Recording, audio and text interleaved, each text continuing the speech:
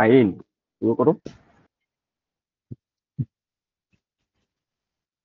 Good morning everyone.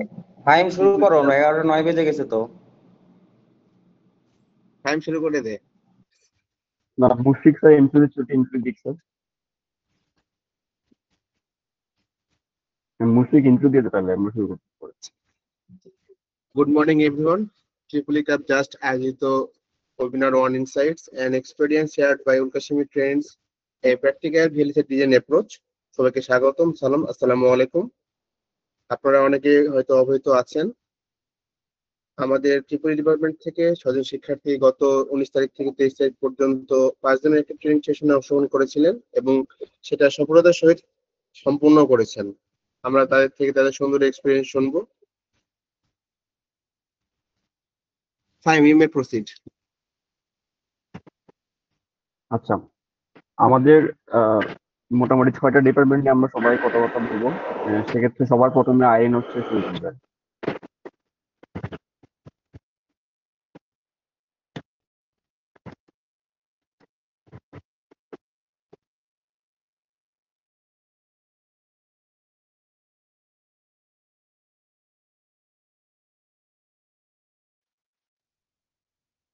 নেটওয়ার্কের সমস্যা দেখা দিচ্ছে হয়।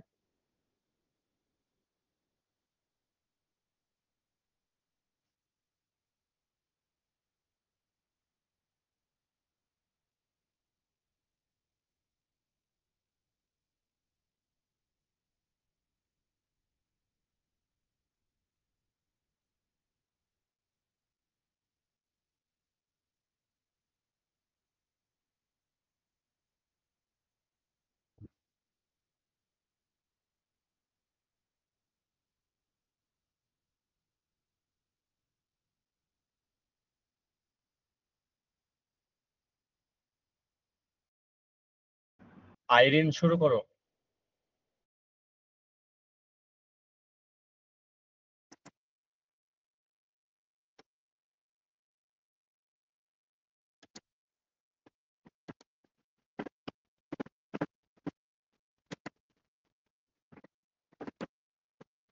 আসসালামু আলাইকুম, আমি আইরিন তামিম।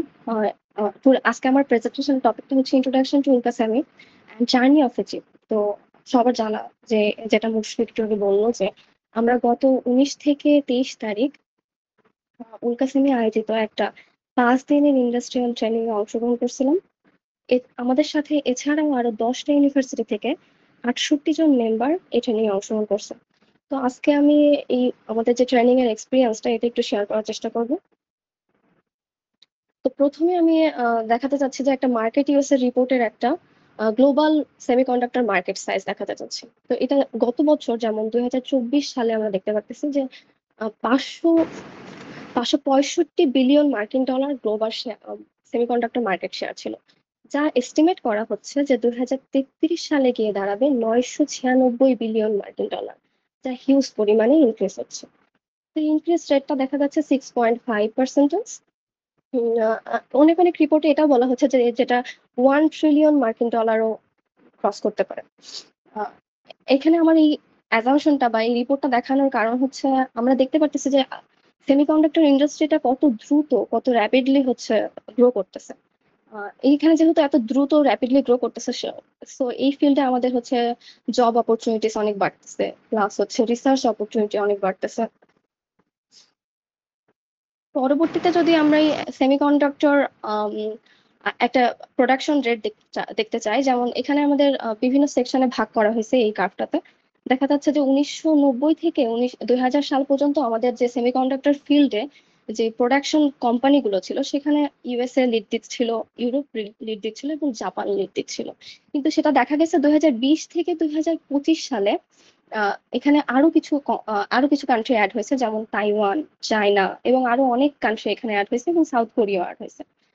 তো এই এই পার্সেন্টেজ অ্যাজাম্পশনে দেখা যাচ্ছে যে 2023 সাল থেকে 2032 সালে গিয়ে দাঁড়াবে যে চায়নার মার্কেট ফিল্ডটা অনেক বেশি হাই হয়ে যাচ্ছে, যে 21% যেটা মার্কেট শেয়ার করতেছে ক্যাপিটাল। পরবর্তী স্টেজে আছে হচ্ছে জাপান। পরবর্তী স্টেজে দেখা যাবে যথাক্রমে তাইওয়ান ফিল্ডটা ধরে রাখবে। সেক্ষেত্রে আমরা এই রেটটা আমার দেখানোর কারণ হচ্ছে যে আমরা বাংলাদেশিরা কতটা পিছায় আছি অন্যান্য ডেভেলপিং কান্ট্রি থেকে, যে আমরা কন্ডাক্টর ফিল্ডটাকে প্রাধান্য দিচ্ছি না। যেটার ফলাফল যেমন দেখা যাচ্ছে আমাদের বাংলাদেশে বর্তমান সিচুয়েশনে 2025-24 সালে দেখা গেছে যে মাত্র 6 মিলিয়ন অ্যানুয়ালি ইনকাম হয়েছে সেমিকন্ডাক্টর ইন্ডাস্ট্রি থেকে। টিএসএমসি নিয়ে কথা বলার কারণ হচ্ছে যে টিএসএমসি আমরা জানি এটা একটা হলো ফ্যাব্রিকেশন কোম্পানি। বেসিক্যালি এখানে হচ্ছিল ফ্যাব্রিকেশন প্রসেসটা করা হয়ে থাকে। ফ্যাব্রিকেশন প্রসেসটা আমরা ভিএলএসআই কোর্সের মাধ্যমে জানতে পারছি। পরবর্তীতে আমার টিমমেটরা আরো বেশি ফ্যাব্রিকেশন প্রসেস নিয়ে কথা বলবে। যে টিএসএমসি কে নিয়ে আমি কথা বলতে চাচ্ছি যে এখানে যে মার্কেট শেয়ারটা দেখা গেছে সেখানে দেখা যাচ্ছে যে 62% মার্কেট শেয়ারটা হোল্ড করে আছে টিএসএমসি। তো টিএসএমসি ফুল ফর্ম দেখা যাচ্ছে যে তাইওয়ান সেমিকন্ডাক্টর ম্যানুফ্যাকচারিং কোম্পানি। এখানে একটা কার্ভ আমরা দেখতে পাচ্ছি যে টিএসএমসি এর গ্লোবাল মার্কেট ক্যাপিটাল হিস্টোরি দেখা যাচ্ছে। এখানে দেখা যাচ্ছে যে 2000 সালের দিকে এর রেটটা অনেক কম ছিল। 2020 থেকে 2025 সালে হঠাৎ করে দেখা যাচ্ছে 24 সালের দিকে যেটা মার্কেট ক্যাপিটাল দেখা যাচ্ছে 1.2 ট্রিলিয়ন মার্কিন ডলার। অর্থাৎ যে তাইওয়ান এই কান্ট্রিটা সেমিকন্ডাক্টর ইন্ডাস্ট্রি থেকে প্রায় 1.2 ট্রিলিয়ন মার্কিন ডলার ইনকাম করে আসতেছে, যেখানে আমাদের বাংলাদেশি মাত্র 5 মিলিয়ন মার্কিন ডলার ইনকাম করতেছে। তো এই এত কিছু দেখানোর পিছনে কারণটা হচ্ছে আমরা চাচ্ছি যে বাংলাদেশের সেমিকন্ডাক্টর ইন্ডাস্ট্রিটা ভালোভাবে গ্রো করুক। এরই কনসিকুয়েন্সে বাংলাদেশে বেশ কয়েকটা সেমিকন্ডাক্টর ডিজাইন সার্ভিস কোম্পানি নতুন করে গ্রো করতেছে, যেমন তিনটা বেসিক্যালি। এর মধ্যে সর্বপ্রথম যেটা আসছে সেটাই হলো উল্কাসেমি। উল্কাসেমি হচ্ছে গ্লোবাল সেমিকন্ডাক্টর ডিজাইন সার্ভিস একটা কোম্পানি, যার জার্নিটা স্টার্ট হয়েছিল 2007 সালে এবং মাত্র 4 জন ইঞ্জিনিয়ার দ্বারা। বর্তমানে 2025 সাল দেখা যাচ্ছে 18 বছর ইয়ার গ্যাপ দেখা গেছে, এবং এখন বর্তমানে এদের ইঞ্জিনিয়ার সংখ্যা দাঁড়াইছে 550 জন। এবং তারা এস্টিমেট করতেছে প্রায় 2030 থেকে 2035 সালের মধ্যে তারা প্রায় 5000 ইঞ্জিনিয়ার তাদের কোম্পানিতে রিক্রুট করবে। তো এই উল্কাসেমির বাংলাদেশে একটা ব্রাঞ্চ আছে, এছাড়াও গ্লোবালি আরো 3টা ব্রাঞ্চ আছে, যেমন একটা ইন্ডিয়াতে অবস্থান করে, একটা ইউএসএ অবস্থান করে, একটা কানাডাতে অবস্থান করে। আমরা যদি উল্কাসেমির ওয়ার্ক স্টেশন গুলো দেখি, বাংলাদেশে বেসিক্যালি এদের মেন অফিস বাংলাদেশে সেটা হচ্ছিল গুলশানে অবস্থান করে, যেখানে আমাদের ট্রেনিংটা বেসিক্যালি আমাদের এখানেই হয়েছিল 4th লেভেলে। আর এখানে আমরা ট্রেনিং এর সুবিধার্থে আমরা এদের যে বিল্ডিং গুলো আর যে লেভেল 3 এবং 5 এ যাদের ওয়ার্কিং স্টেশন যেটা আছে, এইগুলো আমরা লাস্ট দিন এটা ভিজিট করছিলাম এখানে। এখানে ক্লায়েন্ট মিটিং এর জন্য আরেকটা বিল্ডিং আছে। আর তাছাড়া যেহেতু আমরা উল্কাসেমি দাবি করতেছে বা তাদের একটা প্ল্যান আছে যে 2025 থেকে 30 সালের মধ্যে তারা প্রায় 5000 ইঞ্জিনিয়ার তাদের প্রতিষ্ঠানে নিয়োগ করবে। সেক্ষেত্রে তাদের একটা নিজস্ব বিল্ডিং এর প্রয়োজন, তো তারা একটা নিজস্ব বিল্ডিংও আন্ডার কনস্ট্রাকশন অবস্থায় আছে। ইন্ডিয়াতে তাদের একটা, কর্ণাটকে একটা তাদের ব্রাঞ্চ আছে, এবং কানাডাতে আছে, এবং ইউএসএ। এখানে যে ফিগার 7 দেখানো হচ্ছে যে এটা একটা ইউএসএ যে ব্রাঞ্চ গুলো আছে, ব্রাঞ্চের যে মেম্বার আছে তাদেরকে। এখানে অনেকেই এবার বাংলাদেশ থেকে কন্ট্রিবিউট করছে। বাংলাদেশে যাদের পারফরমেন্স ভালো, অনেকের আছে যে দেশে থাকার ইচ্ছা নেই, তো উল্কাসেমিও তাদেরকে অফার করে থাকে যে দেশের বাইরেও যেতে পারবে। এটা পুরোটাই নিজেদের উপর নির্ভর করে এবং কাজের পারফরমেন্সের উপর ভিত্তি করে তারা বাইরে বেসিক্যালি পাঠায় থাকে। তো উল্কাসেমি আসলে কি কি সার্ভিস দিয়ে দিয়ে থাকে? উল্কাসেমির সার্ভিস যদি আমরা চিন্তা করি যে উল্কাসেমি কি কি সার্ভিস আমাদেরকে প্রোভাইড করতে পারে, উল্কাসেমি হচ্ছিল চিপ তৈরি করে, যেটা আমরা সবাই জানি। তো এখানে হচ্ছে চিপটা তৈরি হয় যে আমাদের কোনো একটা ক্লায়েন্ট, যেমন হচ্ছে অ্যাপেল উল্কাসেমিকে কোনো একটা কাজ দিল যে আমার একটা সার্কিট ডিজাইন করে দেওয়া লাগবে বা একটা চিপ তৈরি করা লাগবে, যেটা হচ্ছিল 3nm টেকনোলজি ব্যবহার করে করা হয়েছে এবং এর ক্লক স্পিড হাই হওয়া লাগবে। সেক্ষেত্রে এরা প্রথমে অ্যানালগ ডিজাইন করে, এবং লেআউট সেকশনে হচ্ছিল কানেকশন গুলো কিভাবে দেওয়া হবে, প্রত্যেকটা ব্লকের মধ্যে কিভাবে ইন্টারনালি কানেক্টেড থাকবে। এবং একটা চিপে আমরা জানি ব্লক লেভেলের অনেক কিছু থাকে, যেমন ব্লক লেভেলের যে ডিজাইন গুলো, এগুলো ভেতরের যে কানেকশন গুলো, সার্কিট গুলো, এগুলো উল্কাসেমি ডিজাইন করে থাকে। এবং সার্কিট গুলো সিমুলেশন করে, যে সার্কিট ফার্স্টে ডিজাইন করা হলো, করার পরে সিমুলেশন রান করে দেখা হয় যে ডিভি সেকশনে দেখা হয় যে সার্কিটটা কি, যে আমার যে স্পেসিফিকেশনটা ছিল সেটাকে আদেও মিট করতেছে কিনা। এরা হচ্ছে স্ট্যান্ডার্ড সেল লাইব্রেরি ডিজাইন করতে পারে। পিএনআর সেকশন হলো প্লেস অ্যান্ড রাউটিং, মানে এখানে হচ্ছে বেসিক্যালি যে সার্কিটটা আমরা ডিজাইন করলাম, ডিজাইন করার পরে যে সার্কিটের যে কানেকশন গুলো, যে সার্কিটটা কিসের সাথে কানেক্ট করলে আমার যে ডিজায়ার্ড লেভেল যে আউটপুটটা সেটা হোল্ড করবে, এইসব সেকশন নিয়ে বেসিক্যালি আমার পরবর্তী টিমমেটরা আলোচনা করবে, এই জন্য আমি এটা ডিটেলসে বললাম না। ফিগার এইটা আমি আরেকটা জিনিস দেখাচ্ছি, সেটা হচ্ছিল working with other companies. Basically হচ্ছে উলকাসেমি কোন কোন কোম্পানির সাথে কাজ করে। আমরা যেহেতু জানি যে অ্যাপেল অনেক বড় একটা প্রতিষ্ঠান, তো অ্যাপেলের কাজও করে থাকে উলকাসেমি, টিএসএমসি এর কাজও করে থাকে, তারপরে এএমডি এর কাজও করে থাকে, গ্লোবাল ফাউন্ড্রিজ এর কাজও করে থাকে। তো একটা চিপ যখন আমরা দেখি যে একটা চিপ যখন আমরা বাইরে থেকে দেখি যে এরকম একটা ক্যাপিং করা থাকে, কালো কালারের আবরণ দিয়ে ঢাকা থাকে, এটাকে বেসিক্যালি ক্যাপিং বলা হয়। ক্যাপিং করা হয়ে থাকে, তো আমরা তো আর বুঝতে পারি না যে ভিতরে সার্কিউটরিটা কেমন হতে পারে। আমার কাছে মনে হয় যে এটা খুবই এত বেশি কমপ্লেক্স ডিজাইন। তো এই ক্যাপিংটাকে যখন আমরা খোলা হয় বা ওপেন করা হয়, তখন দেখা যায় যে এর ভিতরে অনেক কমপ্লেক্স একটা সার্কিউটরি থাকে। তো বেসিক্যালি ইউলকাসিমের কাজটা এই কমপ্লেক্স সার্কিটটাকে নিয়ে কাজ করা, এই কানেকশন গুলো দেওয়া এবং এটা ডিজাইন করা এবং ভেরিফিকেশন করা যে আমার স্পেসিফিকেশনটা মিট করতেছে কিনা, এই কাজটাই করে থাকে হচ্ছে ইউলকাসিম। তো আমি এখন দেখাবো যে একটা চিপের জার্নিটা কিভাবে শুরু হয়। যে আমরা একটা চিপ যে বানাতে চাচ্ছি, যে ধরা যায় যে অ্যাপল থেকে একটা চিপ বানানোর জন্য কিছু স্পেসিফিকেশন দেওয়া হলো, উলকাসেমিকে দেওয়া হলো, যে তখন স্পেসিফিকেশন এগুলো থাকবে যে তারা কি টাইপের চিপ বানাতে চাচ্ছে এবং কত ফ্রিকোয়েন্সি ইউজ করা হবে, কত স্পিড থাকবে এবং কত ক্লক ইউজ করা হবে এবং এবং কতটুকু টেকনোলজি ইউজ করে সেটা করা হবে। স্পেসিফিকেশন গুলো আগে থেকেই উলকাসেমিকে পাঠানো হয় ক্লায়েন্ট থেকে। পরবর্তীতে তারা আর্কিটেকচারাল ডিজাইনাররা এই কাজটা কি করে, যে একটা ব্লক লেভেলে, যেমন ইনপুট কেমন হবে, আউটপুট কেমন হবে, এরকম একটা আর্কিটেকচারাল ব্লক তারা ডিজাইন করে। ডিজাইনের কাজ শেষ হয়ে গেলে তখন এটাকে আরটিএল এ ট্রান্সফার করা হয়। আরটিএল টিম কি কাজ করে, আরটিএল টিমে বেসিক্যালি ওই যে কোডগুলো আমরা দেখি, যেমন ভেরিলক কি ইউজ করে, তারপরে এইচডিএল কি ইউজ করে বিভিন্ন ধরনের কোড লেখা হয়।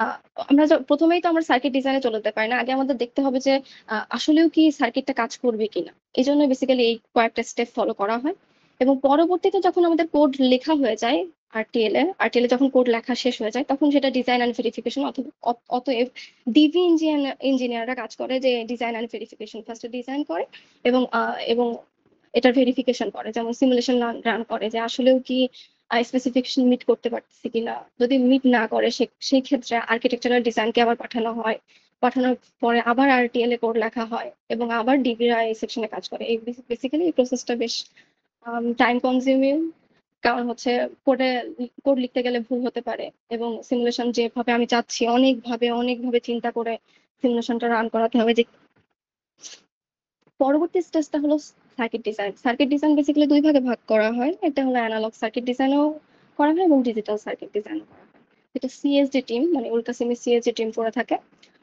পরবর্তী যেটা আসে সেটা হলো ফিজিক্যাল ডিজাইনকে আবার আমরা দুই ভাগে ভাগ করি, যেমন কাস্টম লেআউট এবং পিএনআর। কাস্টম লেআউটে কাজ করা হয়ে থাকে যে অ্যানালগ এবং ডিজিটাল দুই ধরনের সার্কিটকে নিয়ে কাস্টম লেআউটে কাজ করা থাকে। কাস্টম লেআউটে হচ্ছিল যে আমরা এতক্ষণ যে সার্কিটটা ডিজাইন করছিলাম সেটা বেসিক্যালি হচ্ছে সফটওয়্যারের মাধ্যমে। এখন আমরা দেখতে চাচ্ছি যে আসলেও সার্কিটটা যদি আমি বাস্তবে ডিজাইন করতে চাই, আসলেও কি আমরা কানেকশনটা কোথায় দিলে ভালো হবে। এটা অ্যানালগলি ম্যানুয়ালিও করা হয়, কিন্তু কিছু কিছু সার্কিট আছে যেগুলো অনেক কমপ্লেক্স, সেগুলোর ক্ষেত্রে আমাদের পিএনআর এর হেল্প নেওয়া লাগে। পিএনআর ডিপার্টমেন্ট হেল্প করে, যেগুলো কমপ্লেক্স সার্কিটরি সেগুলোর ক্ষেত্রে পিএনআর ডিপার্টমেন্ট হেল্প করে। এরা হচ্ছিল অটোমেটিক্যালি, যেমন কিছু সফটওয়্যার ইউজ করে, যেমন সেই সব সফটওয়্যারের নামগুলো পরবর্তী পিএনআর টিমে এসে সেগুলো আলোচনা করবো। এই সফটওয়্যার গুলো ইউজ করে পিএনআর টিমটা এই সার্কিট গুলো ডিজাইন করা থাকে এবং কানেকশন দিয়ে থাকে। বেসিক্যালি লেআউটের কাজটাই করা হয়ে থাকে। যখন ফিজিক্যাল ডিজাইনের কাজ শেষ হয়ে যাবে, তখন ফিজিক্যাল ভেরিফিকেশন হবে এবং লেআউট এবং পিএনআর স্টেজে কিছু টেস্টিং করা হয় এবং ভেরিফিকেশন অনেকগুলো টেস্টিং করা যাবে যে আসলেও কি আমার সিস্টেমে স্পেসিফিকেশন মিট করতেছে কিনা এবং সিস্টেমে কোনো ধরনের সমস্যা হলে কিভাবে সলভ করবে। এখান থেকেই পরবর্তীতে সাইন অফে দেওয়া হয়। বেসিক্যালি এখানেই উলকাসিমের কাজ শেষ, কারণ আমাদের দেশে ফ্যাব্রিকেশন প্রসেসটা বেসিক্যালি করা হয় না। ফ্যাব্রিকেশন প্রসেস করার জন্য আমাদের হেল্প লাগে, যেমন কাসিমের হেল্প লাগে। আমাদের দেশে ফ্যাব্রিকেশনটা হয় না, কারণ হচ্ছে আমাদের দেশে অনেক পলিউশন। আর ফ্যাব্রিকেশন ল্যাবগুলো সাধারণত অনেক বেশি ব্যয়বহুল, অনেক কস্টলি, প্লাস হচ্ছিল অনেক অনেক সেফটি সিকিউরিটি মেনটেন করা, যেগুলো আসলে ডিফিকাল্ট আমাদের দেশের জন্য। তো এই ফ্যাব্রিকেশনের জন্য আমাদের একটা GDS2 ফাইল তৈরি করে দেয় কাস্টম ফিজিক্যাল ভেরিফিকেশনের পরে। এই ফাইলটাকেই আবার বাইরের দেশে পাঠানো হয়। পাঠানোর পরে ফ্যাব্রিকেশন এটা লেয়ার বাই লেয়ার ফ্যাব্রিকেট করে। লেয়ার বাই লেয়ার ফ্যাব্রিকেট করলে এটা একটা ওয়েফার তৈরি হয়। ওয়েফারটা দেখতে ঠিক এরকম টাইপের, এটা লেয়ার বাই লেয়ার থাকে, যেমনটা আমরা অনেকটা ছোটবেলায় সময় মামা ওয়েফার খাইছি। তো ওই মামা ওয়েফারে যেরকম লেয়ার বাই লেয়ার থাকে, ওয়েফারটাও এরকম লেয়ার বাই লেয়ার ফ্যাব্রিকেট করা হয়। ফ্যাব্রিকেট করার পরে অনেক কিছু সবকিছু ডান হয়ে গেলে তখন এটা প্যাকেজিং বা টেস্টিং পাঠানো হয়, এবং পরবর্তীতে আমরা যেটা পাই সেটাই হচ্ছে চিপ, যেটা আমরা ক্যাপিং আকারে দেখতে পারি এই কমপ্লেক্স সার্কিটরি, আর আমরা দেখতে পারি না। এটাই হচ্ছিল flow chart of our journey of a chip. Thank you.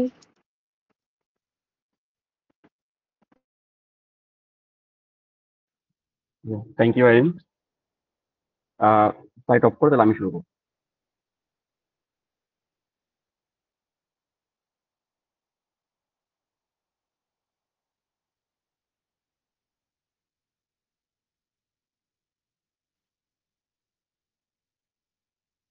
আসসালামু আলাইকুম, আশা করি আমাকে সবাই শুনতে পাচ্ছেন। সো একটু আগে আইরিন দেখিয়ে গেল যে পুরো প্রসেসটা কি, সেখান থেকে আমি জাস্ট সার্কিট ডিজাইনের একটা পার্ট আলোচনা করব, সেটা হচ্ছে অ্যানালগ ডিজাইন। অ্যানালগ ডিজাইনের ক্ষেত্রে একটু অনেক বেশি কমপ্লেক্স, তো আমি চেষ্টা করবো যতটুকু সার্ফেস দিয়ে যাওয়া যায়, কারণ হচ্ছে এখানে ফার্স্ট ইয়ার সেকেন্ড ইয়ার অনেকে আছে যারা হচ্ছে ইলেকট্রনিক্স হয়তো এখনো পড়ে নাই, তো ওদের জন্য একটু বুঝতে কষ্ট হতে পারে। তো আমি চেষ্টা করবো যতটুকু সম্ভব বোঝানোর জন্য, এবং যতটুকু সম্ভব সার্ফেস দিয়ে যাওয়ার জন্য।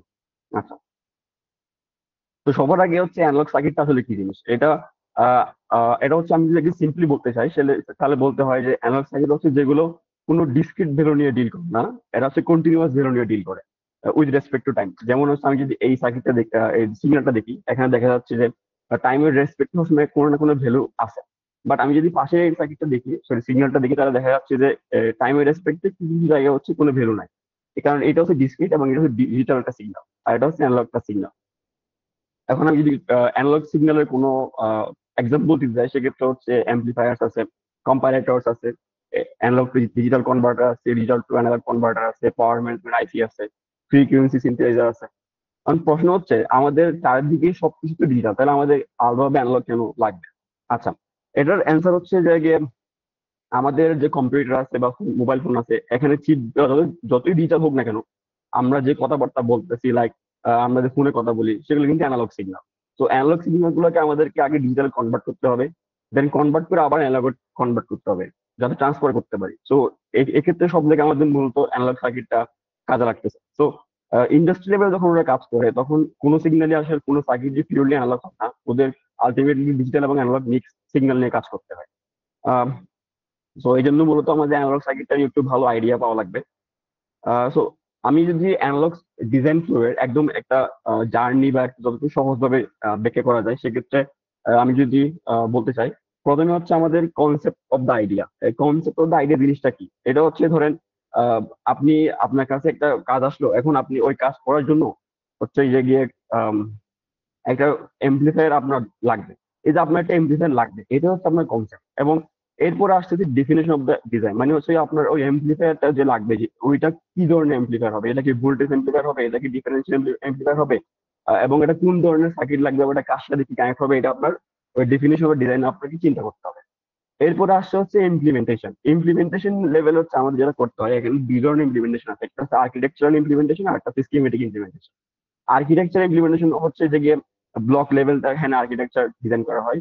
যদিও আপনারা হয়তো অনেকে কনফিউজ হয়ে যাচ্ছেন যে আইরিন তো একটু আগে বলে গেল আর্কিটেকচার ডিজাইন, ওটা হচ্ছে ওভারঅল একটা আইসি বা চিপের ফ্লো। আর আমি জাস্ট বলতেছি অ্যানালগ কোন আইসি যদি থাকে, সেক্ষেত্রে এটা কিভাবে ডিজাইন করা হয়। তো এখানে আলাদাভাবে ওরা আর্কিটেকচার ডিজাইন করে।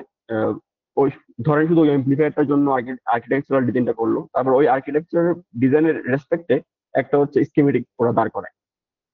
এখন এই সবগুলো কিন্তু ওরা কোনো ফিজিক্যালি করে না, সবগুলো সফটওয়্যারের মধ্যে দিয়ে করে। যেমন আমি যদি জাস্ট আপনাদেরকে ভিজুয়ালাইজ করাতে চাই, আমরা হচ্ছে ফার্স্ট ইয়ার সেকেন্ড ইয়ার হচ্ছে প্রোটিয়াসে কাজ করছি, মাল্টিসিমে কাজ করছি। ওখানে আমরা দেখছি যে কিছু কম্পোনেন্ট লিস্ট থেকে ওখান থেকে আমরা ড্র্যাগ এন্ড ড্রপ করে কিছু টুলস বা হচ্ছে কিছু কম্পোনেন্ট নিয়ে এসে বসাচ্ছি। এখনো কাইন্ড অফ সিস্টেমটা এরকম, কিন্তু ওরা ওই মাল্টিসিম বা প্রোটিয়াস ওই লেভেলে সফটওয়্যার গুলো ইউজ করে না। এখানে ওরা অন্য সফটওয়্যার ইউজ করে, আমি একটু পরে বলতেছি। আচ্ছা, এরপরে আমি ইমপ্লিমেন্টেশন হয়ে যাওয়ার পরে আমাকে সিমুলেশন করতে হবে। সিমুলেশন বলতে হচ্ছে আমার যে কনসেপ্টটা ছিল, আমার যে স্পেক ছিল, স্পেসিফিকেশন ছিল, ওটা মিট করতেছে কিনা এটা আমরা সিমুলেশনে একদম ইনিশিয়াল লেভেলে দেখি। যদি সিমুলেশন মিট না করে তাহলে হচ্ছে আমাকে আবার হচ্ছে রিডিজাইন করতে হবে। আহ, যতক্ষণ না পর্যন্ত আমার সিমুলেশন হচ্ছে স্পেকের সাথে মিট না করতেছে ততক্ষণ পর্যন্ত আমাকে রিডিজাইন করা লাগবে। এই লুপটা চলতেই থাকবে যতক্ষণ এটা শেষ হচ্ছে। আচ্ছা, ধরা যাক সিমুলেশন হয়ে গেল এবং সব স্পেসিফিকেশন মিট করলো, তারপর হচ্ছে আমাকে যাইতে হবে ফিজিক্যাল ডেফিনেশন। ফিজিক্যাল ডেফিনেশন হচ্ছে একটু আগে আমি যেটা বললাম, আপনি সফটওয়্যারের মধ্যে জাস্ট কম্পোনেন্ট বসাই দিচ্ছেন। ধরেন আমি একটা মসফেটের কথাই বললাম, মসফেট একটা সিম্বল আপনি বসাই দিচ্ছেন, কিন্তু ফিজিক্যালি কোনো সিম্বল নাই। ফিজিক্যালি আপনাকে মসফেটটা আসলে বসাইতে হবে। তো সেক্ষেত্রে ওরা ফিজিক্যাল ডেফিনেশনটা ওরা ঠিক করে দেয় যে একজাক্টলি আমি কোন ডেফিনেশনে, তারপর হচ্ছে কোন ইনপুট আউটপুট এবং কত উইথ কত লেন্থ আমি এটা বসাবো, এটা ফিজিক্যাল ডেফিনেশন ঠিক করে। এরপরে আসে ফিজিক্যাল ভেরিফিকেশন। ফিজিক্যাল ভেরিফিকেশনে মূলত হচ্ছে ওরা চেক করে এলবিএস এবং ডিআরসি। এখন এগুলো কি জিনিস? এলবিএস হচ্ছে লেআউট ভার্সেস স্কিমেটিক, মানে হচ্ছে আমি একটু আগে যে ইমপ্লিমেন্টেশন লেভেলে যে স্কিমেটিকটা দাঁড় করাইলাম, ওটার সাথে আমাদের ফিজিক্যাল লেভেলের যে লেআউটটা আসলো বা ডিজাইনটা আসলো, এটা কতটুকু কম্পারিজন করে দেখা হয় যে এটা মিলছে কিনা বা স্পেকের সাথে মিলবে কিনা। এটা হচ্ছে লেআউট ভার্সেস স্কিমেটিকের সিস্টেমটা। এরপর আছে ডিজাইন রুল চেক। এটা হচ্ছে ধরেন আমরা যে চিপটা হচ্ছে এখানে ডিজাইন করা হচ্ছে, এটা পরবর্তীতে ফ্যাব ল্যাবে বা ফেব্রিকেশন ল্যাবে পাঠানো হবে। তো ওই ফেব্রিকেশন ল্যাবের স্পেসিফিক কিছু রুলস থাকে, আমরা ডিজাইন করার সময় ওই রুলসটা মেনটেন করতেছি কিনা। লাইক আমরা হচ্ছে ধরেন কি বলে যে সফটওয়্যার যখন হচ্ছে ডিজাইন করে তখন জাস্ট ওয়্যার কিনে দিলে হয়ে যাচ্ছে, কিন্তু এটা যখন ফিজিক্যালি ফেব্রিকেট করে তখন জাস্ট ওয়্যার দিয়ে হয় না, তখন ওটা মেটালিক রাউটিং করে। সো ওই মেটালিক রাউটিং এর বেশি চিকন হচ্ছে কিনা, মোটা হচ্ছে কিনা, কিংবা ওই যে ডিভাইসটা বসাচ্ছি বা কম্পোনেন্টটা বসাচ্ছি ওটা ওটা ল্যান্থ কেমন, সবগুলো কিন্তু ওটা হচ্ছে দুইটা ডিভাইসের মধ্যে কেমন ডিস্টেন্স থাকবে, সবগুলো কিন্তু ওই ফেব্রিকেশনের রুলস এর মধ্যে দিয়ে দেওয়া থাকে। ওই রুলসটা মেনটেন করছে কিনা এটা হচ্ছে ফিজিক্যাল ভেরিফিকেশন দেখা হয়। এরপর সব ঠিকঠাক থাকলে হচ্ছে আমাদেরকে করতে হয় প্যারাসাইটিক এক্সট্রাকশন। এই প্যারাসাইটিক এক্সট্রাকশন জিনিসটা কি জিনিস? এটা হচ্ছে আরসি এক্সট্রাকশন বলে অনেক সময়। তো এখানে মূলত যখন আপনি লেয়ার বাই লেয়ার ফেব্রিকেট করবেন তখন হচ্ছে ওই মেটালিক যখন রাউটিং করবেন, মেটালের ওই মেটাল গুলোর কিন্তু কোনো আইডিয়াল মেটাল না, ওগুলোর মধ্যে রেজিস্ট্যান্স থাকতে পারে, ক্যাপাসিটেন্স থাকতে পারে, যেটা আমরা হয়তো বা সিমুলেশনের সময় বা সফটওয়্যারের মধ্যে just এটা তার টেনে দিলে আইডিয়াল কন্ডাক্টর হিসেবে ধরে নিচ্ছি। কিন্তু নর্মালি যখন ফিজিক্যালি ওরা এটা ফেব্রিকেট করবে তখন কিন্তু ওটা কোনো আইডিয়াল কন্ডাক্টর থাকে না। তো সেক্ষেত্রে হচ্ছে ওদেরকে যখন ডিজাইন করতে হয় তখন হচ্ছে এই যে প্যারাসাইটিক রেজিস্ট্যান্স বা হচ্ছে কাপলিং ক্যাপাসিটেন্স এগুলো রিমুভ করতে হয়, নাহলে এগুলো ফেব্রিকেট হওয়ার পরে আইসিতে ইম্প্যাক্ট ফেলতে পারে। সবকিছু ঠিকঠাক থাকার পরে আমরা সাইন আপ করে দিই। সাইন আপ করার পরে এটা ইদার হচ্ছে আরটিএল টিমের কাছে যাবে ফার্দার ফার্দার ভেরিফিকেশনের জন্য, অথবা হচ্ছে ডিজাইন টিমের সাথে কোলাবরেট করে মিক্স সিগন্যাল বানানোর জন্য কাজে লাগে, বা হচ্ছে ডিরেক্টলি ফেব্রিকেশন ল্যাবে পাঠাইতে হবে। তো ইন দ্য মিন টাইম প্রসেসের মধ্যে কোনো সমস্যা হলে এটা আবার সিমুলেশন করতে হয়। ও ও আরেকটা কথা বলতে ভুলে গেছি, সেটা হচ্ছে প্যারাসাইটিক এক্সট্রাকশন করার পর আরেকবার সিমুলেশন করতে হয়, যাতে হচ্ছে ওই রেজিস্ট্যান্স ক্যাপাসিটি রিমুভ করার পরে দেখা গেল যে সিস্টেম লজিকই চেঞ্জ হয়ে গেল, সেক্ষেত্রে সব ঠিকঠাক আছে কিনা এটা জন্য আবার সিমুলেশন করে দেখতে হয়। আচ্ছা, এটা হচ্ছে পুরোটা গেল অ্যানালগ আইসি ডিজাইন ফ্লো। এরপর হচ্ছে আমাদের অ্যানালগ ডিজাইনটা করার আগে সব থেকে ইম্পর্টেন্ট যে জিনিসটা সম্পর্কে জানতে হবে সেটা হচ্ছে মসফেট। মসফেটটা হয়তো এখন যারা ইলেকট্রনিক্স পড়ে না ওদের জন্য ডিফিকাল্ট হবে, বাট তাও আমি একটা ওভারভিউ দেওয়ার চেষ্টা করতেছি। তো এখানে একটা N channel enhancement type MOSFET দেখানো হয়েছে। এখানে চারটা টার্মিনাল, একটা হচ্ছে সাবস্ট্রেট, একটা হচ্ছে ড্রেন, তারপর হচ্ছে সোর্স, এরপর হচ্ছে আমার গেট। তো এই মসফেটটা অন করার জন্য প্রথমে হচ্ছে আমাদেরকে গেট এবং সোর্স যে ভোল্টেজটা, মানে হচ্ছে এই গেট এবং সোর্স, এই সোর্স এবং গেটের যে ভোল্টেজ এটা হচ্ছে বি থ্রেশহোল্ড, মানে হচ্ছে থ্রেশহোল্ড ভোল্টেজের থেকে বেশি হইতে হবে। থ্রেশহোল্ড ভোল্টেজ হচ্ছে এই মসফেটটা কন্ডাকশনে থাকার জন্য যে ভোল্টেজটা দরকার সেটা হচ্ছে থ্রেশহোল্ড ভোল্টেজটা। তো এটা যখন বিজিএস যখন বি থ্রেশহোল্ড থেকে বড় হবে তখন হচ্ছে যে গিয়ে এখানে চ্যানেল ফর্ম হবে। চ্যানেল ফর্মটা কিভাবে হবে এখানে আমি দেখাচ্ছি। এন টাইপ চ্যানেল যেটা এটা ফর্ম হয়ে মূলত হচ্ছে ড্রেনে যখন পজিটিভ আমি ভোল্টেজ দিচ্ছি আর হচ্ছে ইলেকট্রন ফ্লো হবে তাহলে হচ্ছে সোর্স থেকে ড্রেনের দিকে। তাই ইলেকট্রন যদি সোর্স থেকে ড্রেনের দিকে ফ্লো হয় তাহলে আমরা জানি কনভেনশনাল ওয়ে কারেন্ট তাহলে ফ্লো হবে ড্রেন থেকে সোর্সের দিকে। আচ্ছা, তো আহ, এটা গেল হচ্ছে মসফেটের এন্ড মসফেটের একটা সিস্টেম, কখন এটা অন হবে আমাদের মাথায় রাখতে হবে যে মসফেটটা কখন অন হচ্ছে, বিজিএস যখন বি থ্রেশহোল্ড থেকে বেশি হবে। আমি পরবর্তীতে এগুলো কেন লাগবে আমি সুন্দর করে ব্যাখ্যা দিচ্ছি, কারণ আমরা একটা সিস্টেম ডিজাইন দেখবো আলটিমেটলি। আচ্ছা, এরপর আমরা জানি মসফেট দুই রকমের হয়ে থাকে, একটা হচ্ছে এন মসফেট, একটা হচ্ছে পি মসফেট। তো এই মসফেট গুলোর মধ্যে যে ড্রেন সোর্স থাকে এগুলো কিন্তু ইন্টারচেঞ্জেবল। মানে হচ্ছে আপনি এগুলো কোনো ফিক্স থাকে না, এগুলো সার্কিটের মধ্যে আপনি কার সাথে মানে ভোল্ট আপনি কি ড্রেনটাকে ভিডিডির সাথে লাগাচ্ছেন নাকি হচ্ছে গ্রাউন্ডের সাথে লাগাচ্ছেন এটার উপর ডিপেন্ড করে আলটিমেটলি, কিন্তু এগুলো ইন্টারচেঞ্জ করা যায়। সো এনমোসের ক্ষেত্রে নর্মালি কারেন্ট যেটা ফ্লো হয়, আইডি কারেন্ট যেটা ফ্লো হয় এটা হচ্ছে ড্রেন থেকে সোর্সের দিকে ফ্লো হয়, আর হচ্ছে সোর্সের ক্ষেত্রে হচ্ছে বিজিএস টা পজিটিভ ভোল্টেজ সাপ্লাই দেওয়া হয়, আর পিমোসের ক্ষেত্রে এটা হচ্ছে তার ঠিক বিপরীত হয়। আচ্ছা, এখন আমি একটা এনমোস এর ক্যারেক্টারিস্টিক্স কার্ভ দেখাবো। ক্যারেক্টারিস্টিক্স কার্ভে আছে তিনটে রিজিয়ন আছে, একটা হচ্ছে কাট অফ রিজিয়ন, এরপর হচ্ছে লিনিয়ার রিজিয়ন, এরপর সিচুয়েশন রিজিয়ন। তো কাট অফ রিজিয়ন কখন হবে, যখন হচ্ছে বি থ্রেশহোল্ডটা বিজিএস মানে হচ্ছে গেট টু সোর্স ভোল্টেজ থেকে কম হবে, তখন হচ্ছে কোনো কারেন্ট ফ্লো হবে, যেটা আমি এখানে দেখাইছি, মানে হচ্ছে কোনো কারেন্ট ফ্লো হবে না, ওই সময় হচ্ছে কাট অফ রিজিয়ন। এরপর যখন মসফেটটা হচ্ছে ভিজিএস মানে হচ্ছে গেট টু সোর্স ভোল্টেজ যখন থ্রেশহোল্ড থেকে বেশি হবে, পাশাপাশি যখন বিডিএস মানে ড্রেন টু সোর্স ভোল্টেজ যখন হচ্ছে ওভার ড্রাইভের থেকে কম থাকবে। ওভার ড্রাইভ ভোল্টেজ বলতে কি জিনিস, ওভার ড্রাইভ ভোল্টেজ হচ্ছে বিজিএস আর হচ্ছে বি থ্রেশহোল্ড, মানে দুইটার ডিফারেন্স হচ্ছে ওভার ড্রাইভ ভোল্টেজ, যে এখানে আমি দেখাচ্ছি এটা হচ্ছে বিজিএস মানে বি থ্রেশহোল্ড, এটা থেকে যখন কম হবে তখন হচ্ছে এটা লিনিয়ার রিজন থাকে। লিনিয়ার রিজনটা কোথায়, আমি গ্রাফের মধ্যে দেখাচ্ছি এই যে এই পোর্শনটা, এটা হচ্ছে ওহমিক রিজনে বলে, কারণ হচ্ছে কি এখানে ভোল্টেজের সাথে কারেন্টের যে ইনক্রিজ এটা হচ্ছে লিনিয়ারলি ইনক্রিজ হচ্ছে। তো এই রিজনে কারেন্টের যে ইকুয়েশনটা এটা হচ্ছে এরকম। আমি আমি কাউকে বলছি না ইকুয়েশন মুখস্থ করতে হবে, ইকুয়েশন একদম মাথায় রাখতে হবে যে এখানে কি কি যেন ইফেক্ট করতে পারে, যেমন এখানে উইড আছে, ল্যান্ড আছে, এগুলো কিসের উইড ল্যান্ড আমি একটু পরে দেখাচ্ছি। আচ্ছা, এরপর হচ্ছে আমার স্যাচুরেশন রিজিয়ন। স্যাচুরেশন রিজিয়নে কখন থাকবে, এইটা সব থেকে ক্রিটিক্যাল একটা রিজিয়ন, কারণ হচ্ছে আমার স্যাচুরেশন রিজিয়ন রাখতে গেলে মসফেটটাকে বিজিএস অবশ্যই বিটা শোর থেকে বেশি হতে তো হবেই, পাশাপাশি আমার ওভার ড্রাইভ ভোল্টেজটা এটা হচ্ছে বিডিএস মানে হচ্ছে ড্রেন টু সোর্স ভোল্টেজ থেকে বেশি হতে হবে। আর স্যাচুরেশন রিজিয়ন হচ্ছে আমার সূত্র হচ্ছে এটা, কারেন্টের সূত্র হচ্ছে এটা। আচ্ছা, ওকে। সো এখন এই মসফেটের ক্ষেত্রে বেশ কিছু প্রবলেম দেখা যায়, যেমন হচ্ছে যে চ্যানেল লেন্থ মডুলেশন বলেন, পিঞ্চ অফ কারেন্ট বলেন, বডি ইফেক্ট বলেন, এগুলো সবগুলো কনসেপ্ট ওরা আমাদেরকে সুন্দর করে ব্যাখ্যা করছিল। তো আমি এখানে হচ্ছে সময়ের অভাবে হচ্ছে খুব বেশি ডিপে যেতে পারবো না, তো আমি সার্ভিস দেওয়ার চেষ্টা করবো। তো আমরা একটা মসফেটকে, এই যে আমি যে মসফেটটা ধরি এনমসটা ধরি, তাহলে আমি গেটের মধ্যে যখন বিজিএস সাপ্লাই দিব, বিজিএস যখন বি শুরু থেকে বেশি হবে তখন এটা কন্ডাকশনে থাকবে। এই সেই সময় হচ্ছে যে গিয়ে এখানে চ্যানেল ফর্ম হয়েছে। এখন ধরেন আমি হচ্ছে ভিজিএস এত বেশি মানে বাড়াচ্ছি, কন্টিনিউয়াসলি ইনক্রিজ করতে থাকছি, তাহলে হচ্ছে দেখা যাচ্ছে যে এন আর পি মানে হচ্ছে যে এন চ্যানেল আছে পি চ্যানেল, এর মধ্যে একটা রিভার্স ডায়োড ফর্ম হবে। কারণ হচ্ছে যে গিয়ে তখন এই যে এনটা কেতু হিসেবে কাজ করবে, ওই কেতুটা তখন ড্রেনের সাথে কানেক্ট থাকবে, ড্রেন হচ্ছে পজিটিভ ভোল্টেজ আমি একটু আগে বললাম, আর পিটা হচ্ছে তখন এনোডের সাথে কানেক্ট থাকবে, আর এনোডটা তখন হচ্ছে গ্রাউন্ডের সাথে কানেক্ট থাকবে। তাহলে দেখা গেলো একটা reverse direction, reverse diode form হয়ে গেল। রিভার্স ডায়োড ফর্ম হওয়ার কারণে এখানে ডিপ্লিশন রিজন যেটা এটা হচ্ছে বাড়তে থাকবে, বাড়তে বাড়তে এক পর্যায়ে আমি যদি হচ্ছে এই সার্কিটটা দেখি তাহলে দেখা যাচ্ছে যে কি এখানে কিরকম ছিল আর এখানে হচ্ছে একদম পয়েন্ট হয়ে গেছে। তো এই পয়েন্ট থেকে হচ্ছে পিঞ্চ অফ পয়েন্ট, মানে এরপরে দেখা যাবে এরপর সার্কিটটা বা মসফেটের মধ্যে গিয়ে যে ল্যাম্পটা এটা দেখা যাচ্ছে যে ডিএল মানে হচ্ছে এই ল্যাম্পটা সরে গেছে, পিঞ্চ অফ পয়েন্টটা সরে এখানে চলে আসছে। তো যার কারণে আলটিমেটলি আমার যে আইডিয়াল যে ল্যাম্পটা ওটা কমে এল মাইনাস ডিএল হয়ে গেছে। তো এটা কিভাবে ইম্প্যাক্ট ফেলবে আমার আইডিতে, এটা হচ্ছে ইম্প্যাক্ট ফেলবে আমি যে ইকুয়েশনটা যদি দেখি, ইকুয়েশনের মধ্যে দেখা যাচ্ছে যে আমার ইকুয়েশনের মধ্যে এল মাইনাস ডিএল এটাটা ফ্যাক্টর এখানে আছে। তাহলে কি হচ্ছে, আমার যখন চ্যানেল লেন্থ মডুলেশন হচ্ছে তখন হচ্ছে আমার আইডিএসটা একটা ইম্প্যাক্ট করতেছে। এখন চ্যানেল লেন্থ মডুলেশনটা কখন হচ্ছে, যখন হচ্ছে আমার কারেন্ট ভোল্টেজ আমি অনেক বাড়াইতে মানে বাড়াচ্ছি, কন্টিনিউয়াসলি বাড়াচ্ছি। তাহলে আমার কি লাগবে, আমার হচ্ছে একটা কন্টিনিউয়াস এবং হচ্ছে কনস্ট্যান্ট ভোল্টেজ আমাকে এই মসফেটে সাপ্লাই দিতে হবে, যাতে হচ্ছে এই চ্যানেল লেন্থ মডুলেশন বা পিঞ্চ অফ পয়েন্ট এগুলো এই ইস্যুগুলো না আসে। এখন আমাদের একটা সার্কিটে তো অনেকগুলো মসফেট আমরা ইউজ করি, সো সেক্ষেত্রে আমরা প্রতিটা মসফেটের মধ্যে কি আলাদা আলাদা ভাবে ভোল্টেজ সাপ্লাই দিব, তাহলে সেক্ষেত্রে দেখা যাবে আমার পুরো সার্কিটটা অনেক বাল্কি হয়ে যেতে পারে, যেহেতু আমাকে এক্সটার্নালি ভোল্টেজ সাপ্লাই দিতে হচ্ছে সবগুলোর ক্ষেত্রে। তো এটা সলিউশন আমরা কিভাবে করবো এটা আমি পরবর্তীতে দেখাবো। এই সলিউশনটা করতে হয় আমার হচ্ছে কারেন্ট মিরর ইউজ করে। কারেন্ট মিরর জিনিসটা কি, কারেন্ট মিরর হচ্ছে যে গিয়ে আমার অনেকগুলো মসফেট থাকবে বা অনেকগুলো কম্পোনেন্ট থাকবে পাশাপাশি, যেগুলো আমি একটা মসফেট থেকে বা একটা কারেন্ট সোর্স থেকে সবগুলো আমি সাপ্লাই দেবো, এবং সবাই হচ্ছে সমান পরিমাণে বা ওদের চাহিদা মতো কারেন্ট পাবে।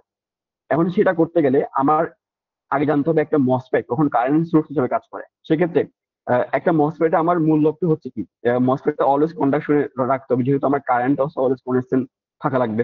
যেহেতু আমার সাপ্লাই দিতে হবে এটা। তো সেক্ষেত্রে আমার মসফেটটাকে অলওয়েজ স্যাচুরেশনে রাখার জন্য আমাকে হচ্ছে এখানে দেখা যাচ্ছে ড্রেন এবং গেট হচ্ছে শর্ট করে দেওয়া হয়েছে।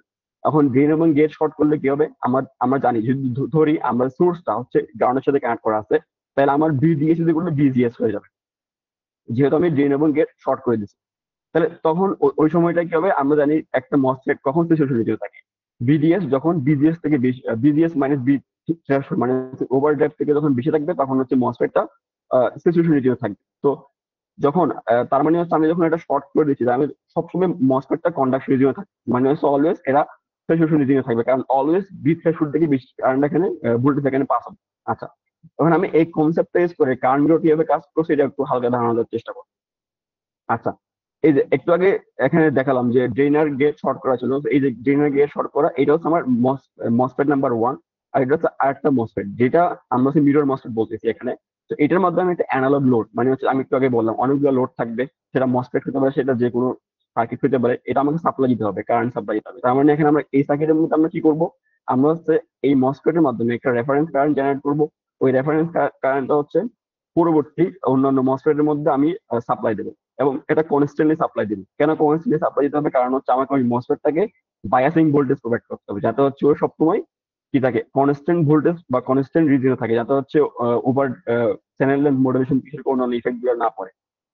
এখানে অনেক ধরনের ইকুয়েশন আছে যেগুলা আমি আলটিমেট এটা ফাইনাল ইকুয়েশনটা দেখি। এই যে I out is equal to W by L of 2 divide by W by L of 1 into I reference. তো ডাব্লিউ আর এল এগুলো কি জিনিস, এগুলো হচ্ছে ধরি আমি ডাব্লিউ বাই এল অফ 2 মানে হচ্ছে এই মসফেটের ডাব্লিউ আর এল মানে হচ্ছে উইথ এবং লেন্থ, মানে লেন্থ বলতে হচ্ছে আমি একটু আগে যে চ্যানেল লেন্থটা দেখালাম এটা হচ্ছে আলটিমেটলি এই মসফেটের জন্য লেন্থ। আর হচ্ছে লেন্থ থাকলে অবশ্যই উইডথ থাকবে ওই মসফেটের ক্ষেত্রে।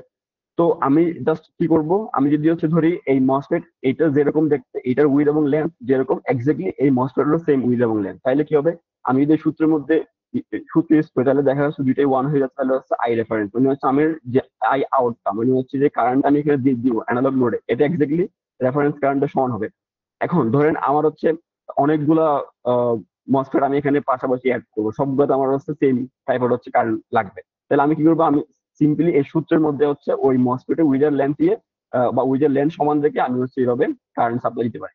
এখন ধরেন আমার নেসেসিটি এরকম এরকম হলো যে আমার লাগবে হচ্ছে যে একটা মসফেটের কারেন্ট লাগবে 10 মাইক্রোএম্পিয়ার, আর একটাতে কারেন্ট লাগবে হচ্ছে 5 এম্পিয়ার, তাহলে আমার একটা ডিফারেন্স ক্রিয়েট হয়ে গেল। তাহলে আমরা এখন কিভাবে সাপ্লাই দিব, আমরা সেটা করতে পারি, সেটা হচ্ছে উইদার লেন্থ এর মধ্যে পুরোটা যদি আমি চেঞ্জ করি ওই মসফেটের, তাহলে হচ্ছে আমরা ওখানে একটা কারেন্টের চেঞ্জ পাবো। নর্মালি ওর কাছে নিতে বা অন্যান্য ইন্ডাস্ট্রিয়াল সিনারিওতে ওরা কি করে, ওরা কখনো ল্যাম্প তাকে চেঞ্জ করে না, কারণ কারণ হচ্ছে যখন কোনো ক্লায়েন্ট হচ্ছে ওদেরকে স্পেসিফিকেশন দিয়ে দেয়, ওরা একটা আহ, ওই চিপের ল্যাম্প কেমন হবে এটা ওরা নিজেরা অনেক সময় বলে দিয়ে থাকে। আর পাশাপাশি ল্যাম্প চেঞ্জ করলে রেজিস্ট্যান্স মিসম্যাচের একটা ইস্যু আসতে পারে, এই জন্য ওরা ল্যাম্প কখনো চেঞ্জ করে না, কারণ ওরা একটা পার্টিকুলার টেকনোলজিতে কাজ করে, ধরেন 180 nm বা 50 nm টেকনোলজিতে কাজ করে, তাই ওরা ল্যাম্প কখনো চেঞ্জ করে না, ওরা উইথটা চেঞ্জ করে। তো ওই মসফেটের উইথ চেঞ্জ করে রেসপেক্টে কি পরিমাণ কারেন্ট লাগবে ওরা এটা দেওয়া যায় আর কি, যে কারেন্ট মিরর ইউজ করে। তো এই জন্য আমি মূলত এতক্ষণ ধরে মসফেটের ক্যারেক্টারিস্টিক গুলো দেখিয়ে আসছি, যাতে হচ্ছে কারেন্ট মিররটা বুঝতে সুবিধা হয়।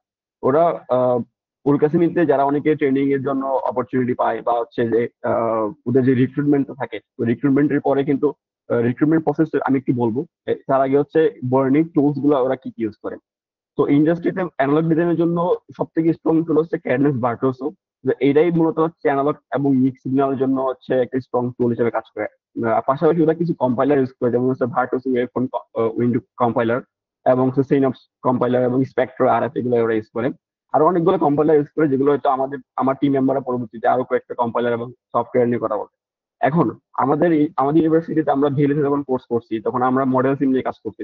তো এইসব সার্কিট যেগুলো আছে, কারেন্ট মিরর বলেন বা ডিফারেন্সিয়াল এমপ্লিফায়ার বলেন, এগুলো কিন্তু মডেল সিমও করা যায় আর কি।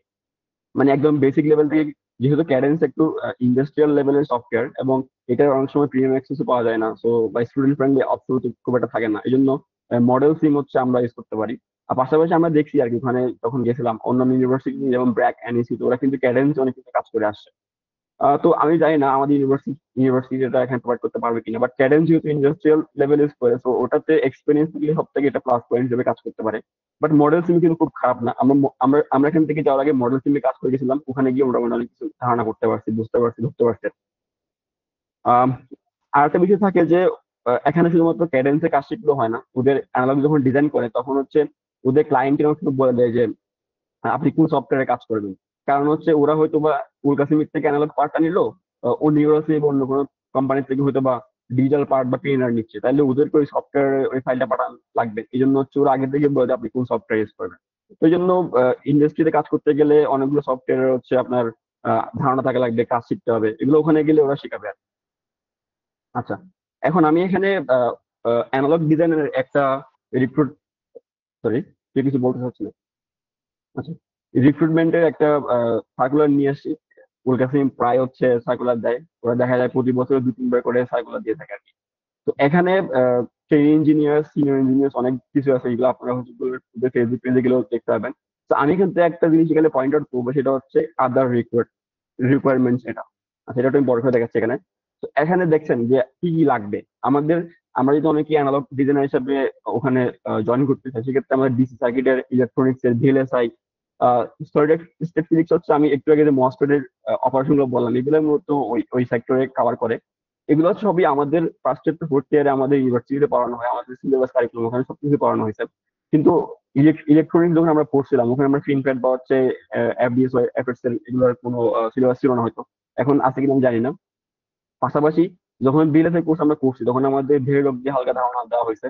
কারো যদি ইচ্ছে থাকে সে হচ্ছে ভেরিলগ ইউটিউব থেকে বা হচ্ছে অন্যান্য সোর্স থেকে শিখতে পারে। এবং এইটা শেখাটা ইম্পর্টেন্ট, কারণ হচ্ছে ইন্ডাস্ট্রি লেভেলের এই নলেজটা খুবই দরকার, যে ওরা ভেরিলগের অনেক বেশি কোড করে, যেহেতু অনেক বেশি কমপ্লেক্স সার্কিট, সবগুলো ওরা ম্যাক্সিমাম কোড গুলো হচ্ছে সার্কিট গুলো কোড দিয়ে হচ্ছে ডিজাইন করে ফেলে। এটা পরবর্তীতে আমার ফ্রেন্ডরা দেখাবে এখানে আরো। এরপর হচ্ছে C++, প্রোগ্রামিং, পাইথন, এগুলো সবগুলো আমাদের ইউনিভার্সিটিতে পড়ানো হয়। আর একটা ইম্পর্টেন্ট ইস্যু আমি যেটা বলবো, সেটা হচ্ছে লিডারশিপ ক্যাপাবিলিটি, টিম ওয়ার্ক। তো এটা আমরা গ্যাদার করতে গেলে আমাদের হচ্ছে ক্লাবিং এর সাথে অ্যাড থাকা উচিত। যেমন এখানে আইট্রিপলি আছে, ট্রিপলি ক্লাব আছে, বা অন্যান্য ক্লাব আছে, এগুলোর সাথে অ্যাড থাকলে হয়তো আমরা এসব স্কিল ইজিলি গ্যাদার করতে পারবো আর কি। কারণ হচ্ছে যখন আপনি ট্রেনিং পিরিয়ড শেষ হবে, আচ্ছা আমি একটু আগে বলে নিই ওদের সিস্টেমটা কিরকম। সেটা হচ্ছে আপনি যখন কোনো একটা পার্টিকুলার পোস্টে ওখানে অ্যাপ্লাই করবেন, তখন হচ্ছে ওরা প্রথমে আপনার অনলাইন টেস্ট নেবে। অনলাইন টেস্ট নেওয়ার পরে ওখানে গিয়ে একটা এমসিকিউ বা একটা রিটেন টেস্ট যেটাকে বলে আর কি, ওটা নেয়। ওটা নেওয়ার পরে হচ্ছে ওরা কয়েকজনকে ভাইভাতে কল করে। ভাইভাতে কল করার পরে ওরা হচ্ছে 7 দিন একটা ট্রেনিং দেয় ওদেরকে, ওই পার্টিকুলার টপিকের উপর। যেমন অ্যানালগ যদি বলি, অ্যানালগের উপরে ওরা 6 দিনের বা 7 দিনের ট্রেনিং দেয়। লাস্ট দিন হচ্ছে যে একটা পরীক্ষা হয়, ওখানে এটা পরীক্ষা হয়। ওই পরীক্ষার মধ্যে যারা ভালো করে ওদেরকে হচ্ছে ওরা 3 মাস বা 6 মাসের জন্য ট্রেন হিসাবে নিয়োগ দেয়।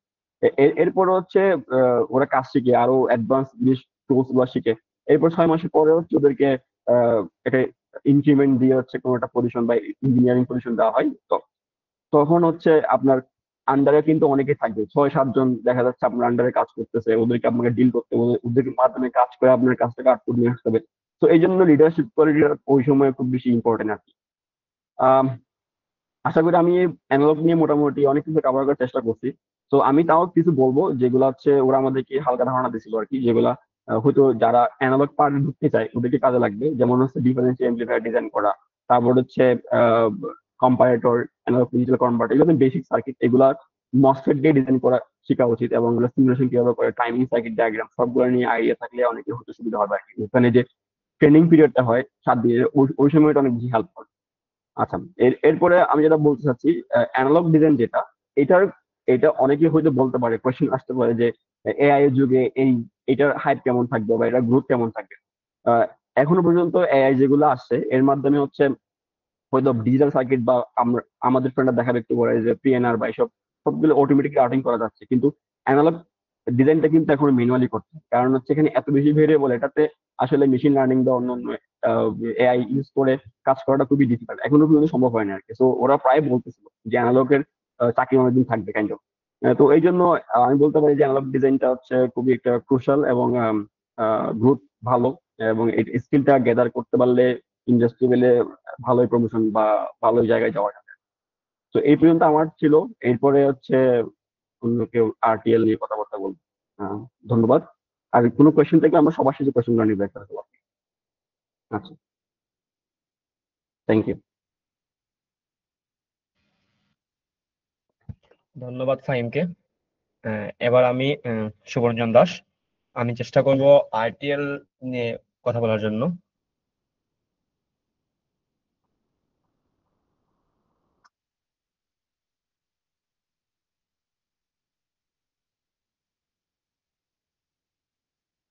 আশা করি আমার স্ক্রিন দেখা যাচ্ছে। Am I audible? হ্যাঁ, সব দেখা যাচ্ছে, অডিয়েবল ভিডিওবল সব দেখা যাচ্ছে। Thank you. তো আমি এখন কথা বলবো উলকাসিমের যে অনেকগুলো ডিপার্টমেন্ট, তার মধ্যে একটা হচ্ছে আরটিএল, যার ফুল মিনিং হচ্ছে রেজিস্টার ট্রান্সফার লেভেল। তো ওইটার বিস্তারিত তারা কিভাবে কাজ করে, তারা কি কি টুলস ইউজ করে এবং তার প্রসেসটা সেটা আমরা দেখার চেষ্টা করব। তো প্রথমেই দেখতে চাচ্ছি Asik flow of a chip. অর্থাৎ আমরা যখন একটা চিপ ডিজাইন করি, তো সেই চিপ ডিজাইন করার সময় দুইটা টেকনিক নরমালি ইউজ করা হয়। একটা হচ্ছে আসিক আর একটা হচ্ছে এফপিজিএ।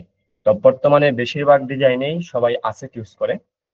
তো আসিক হচ্ছে অ্যাপ্লিকেশন স্পেসিফিক ইন্টিগ্রেটেড সার্কিট। অর্থাৎ আমি কোনো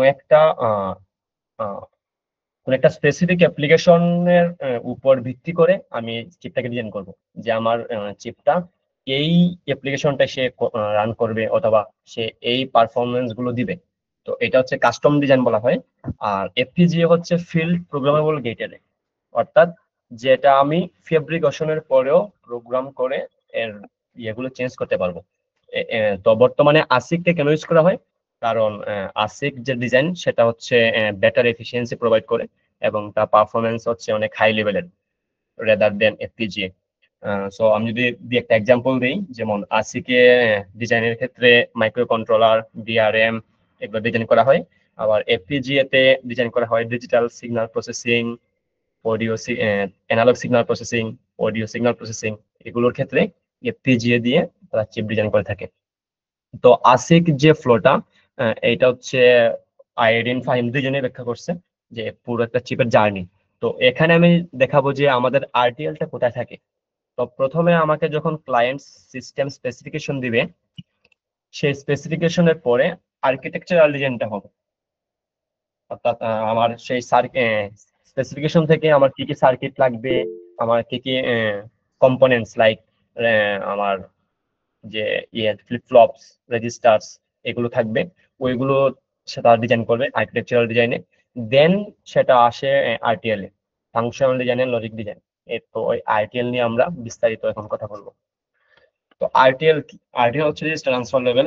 অর্থাৎ আমার যখন আমি একটা চিপ ডিজাইন করব, সেই চিপের ভিতরে বিভিন্ন রকমের কানেকশনস হয়। অর্থাৎ আমি যখন একটা স্পেসিফিক প্রোগ্রাম রান করাতে চাই, তো ওই প্রোগ্রাম রান করানোর জন্য আমি যে ইনপুট দিব, সেই ইনপুট কতগুলা ধাপ পার হয়ে সে এই প্রোগ্রামটা রান করবে এবং আমাকে আউটপুট দেখাবে। তো এই যে ধাপগুলো আছে, এই ধাপগুলোকে ডিজাইন করা এবং একটার সাথে আরেকটার যে কানেকশন, এই কানেকশনের যে ব্রিজ তৈরি করা, সেটা হচ্ছে আরটিএল কোডিং এর মাধ্যমে করে থাকে।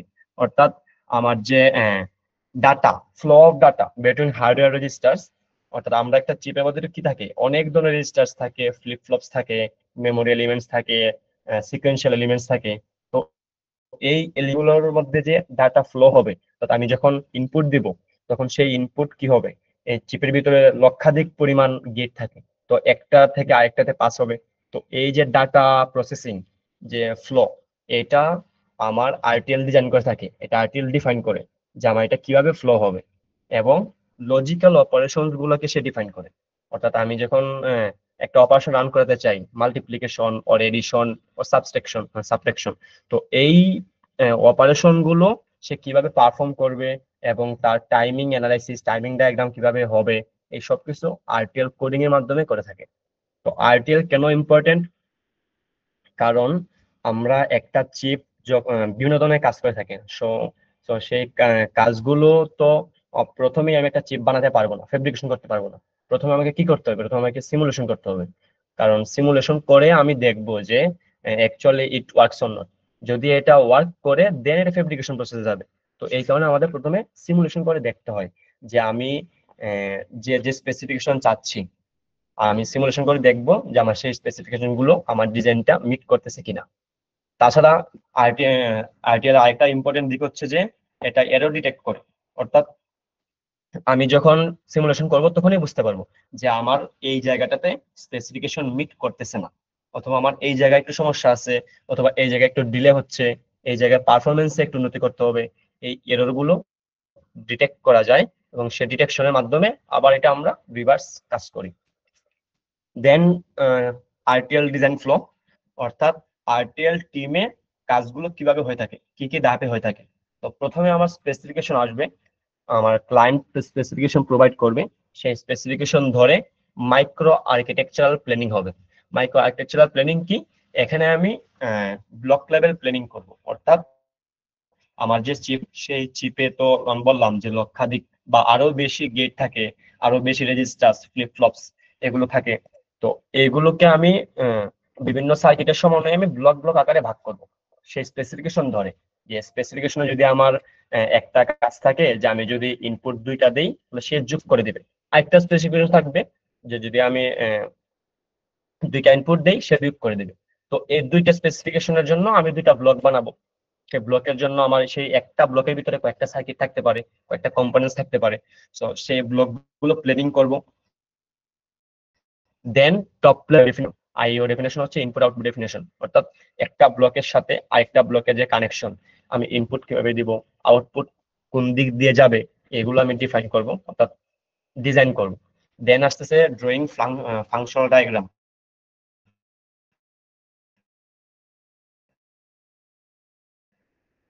অর্থাৎ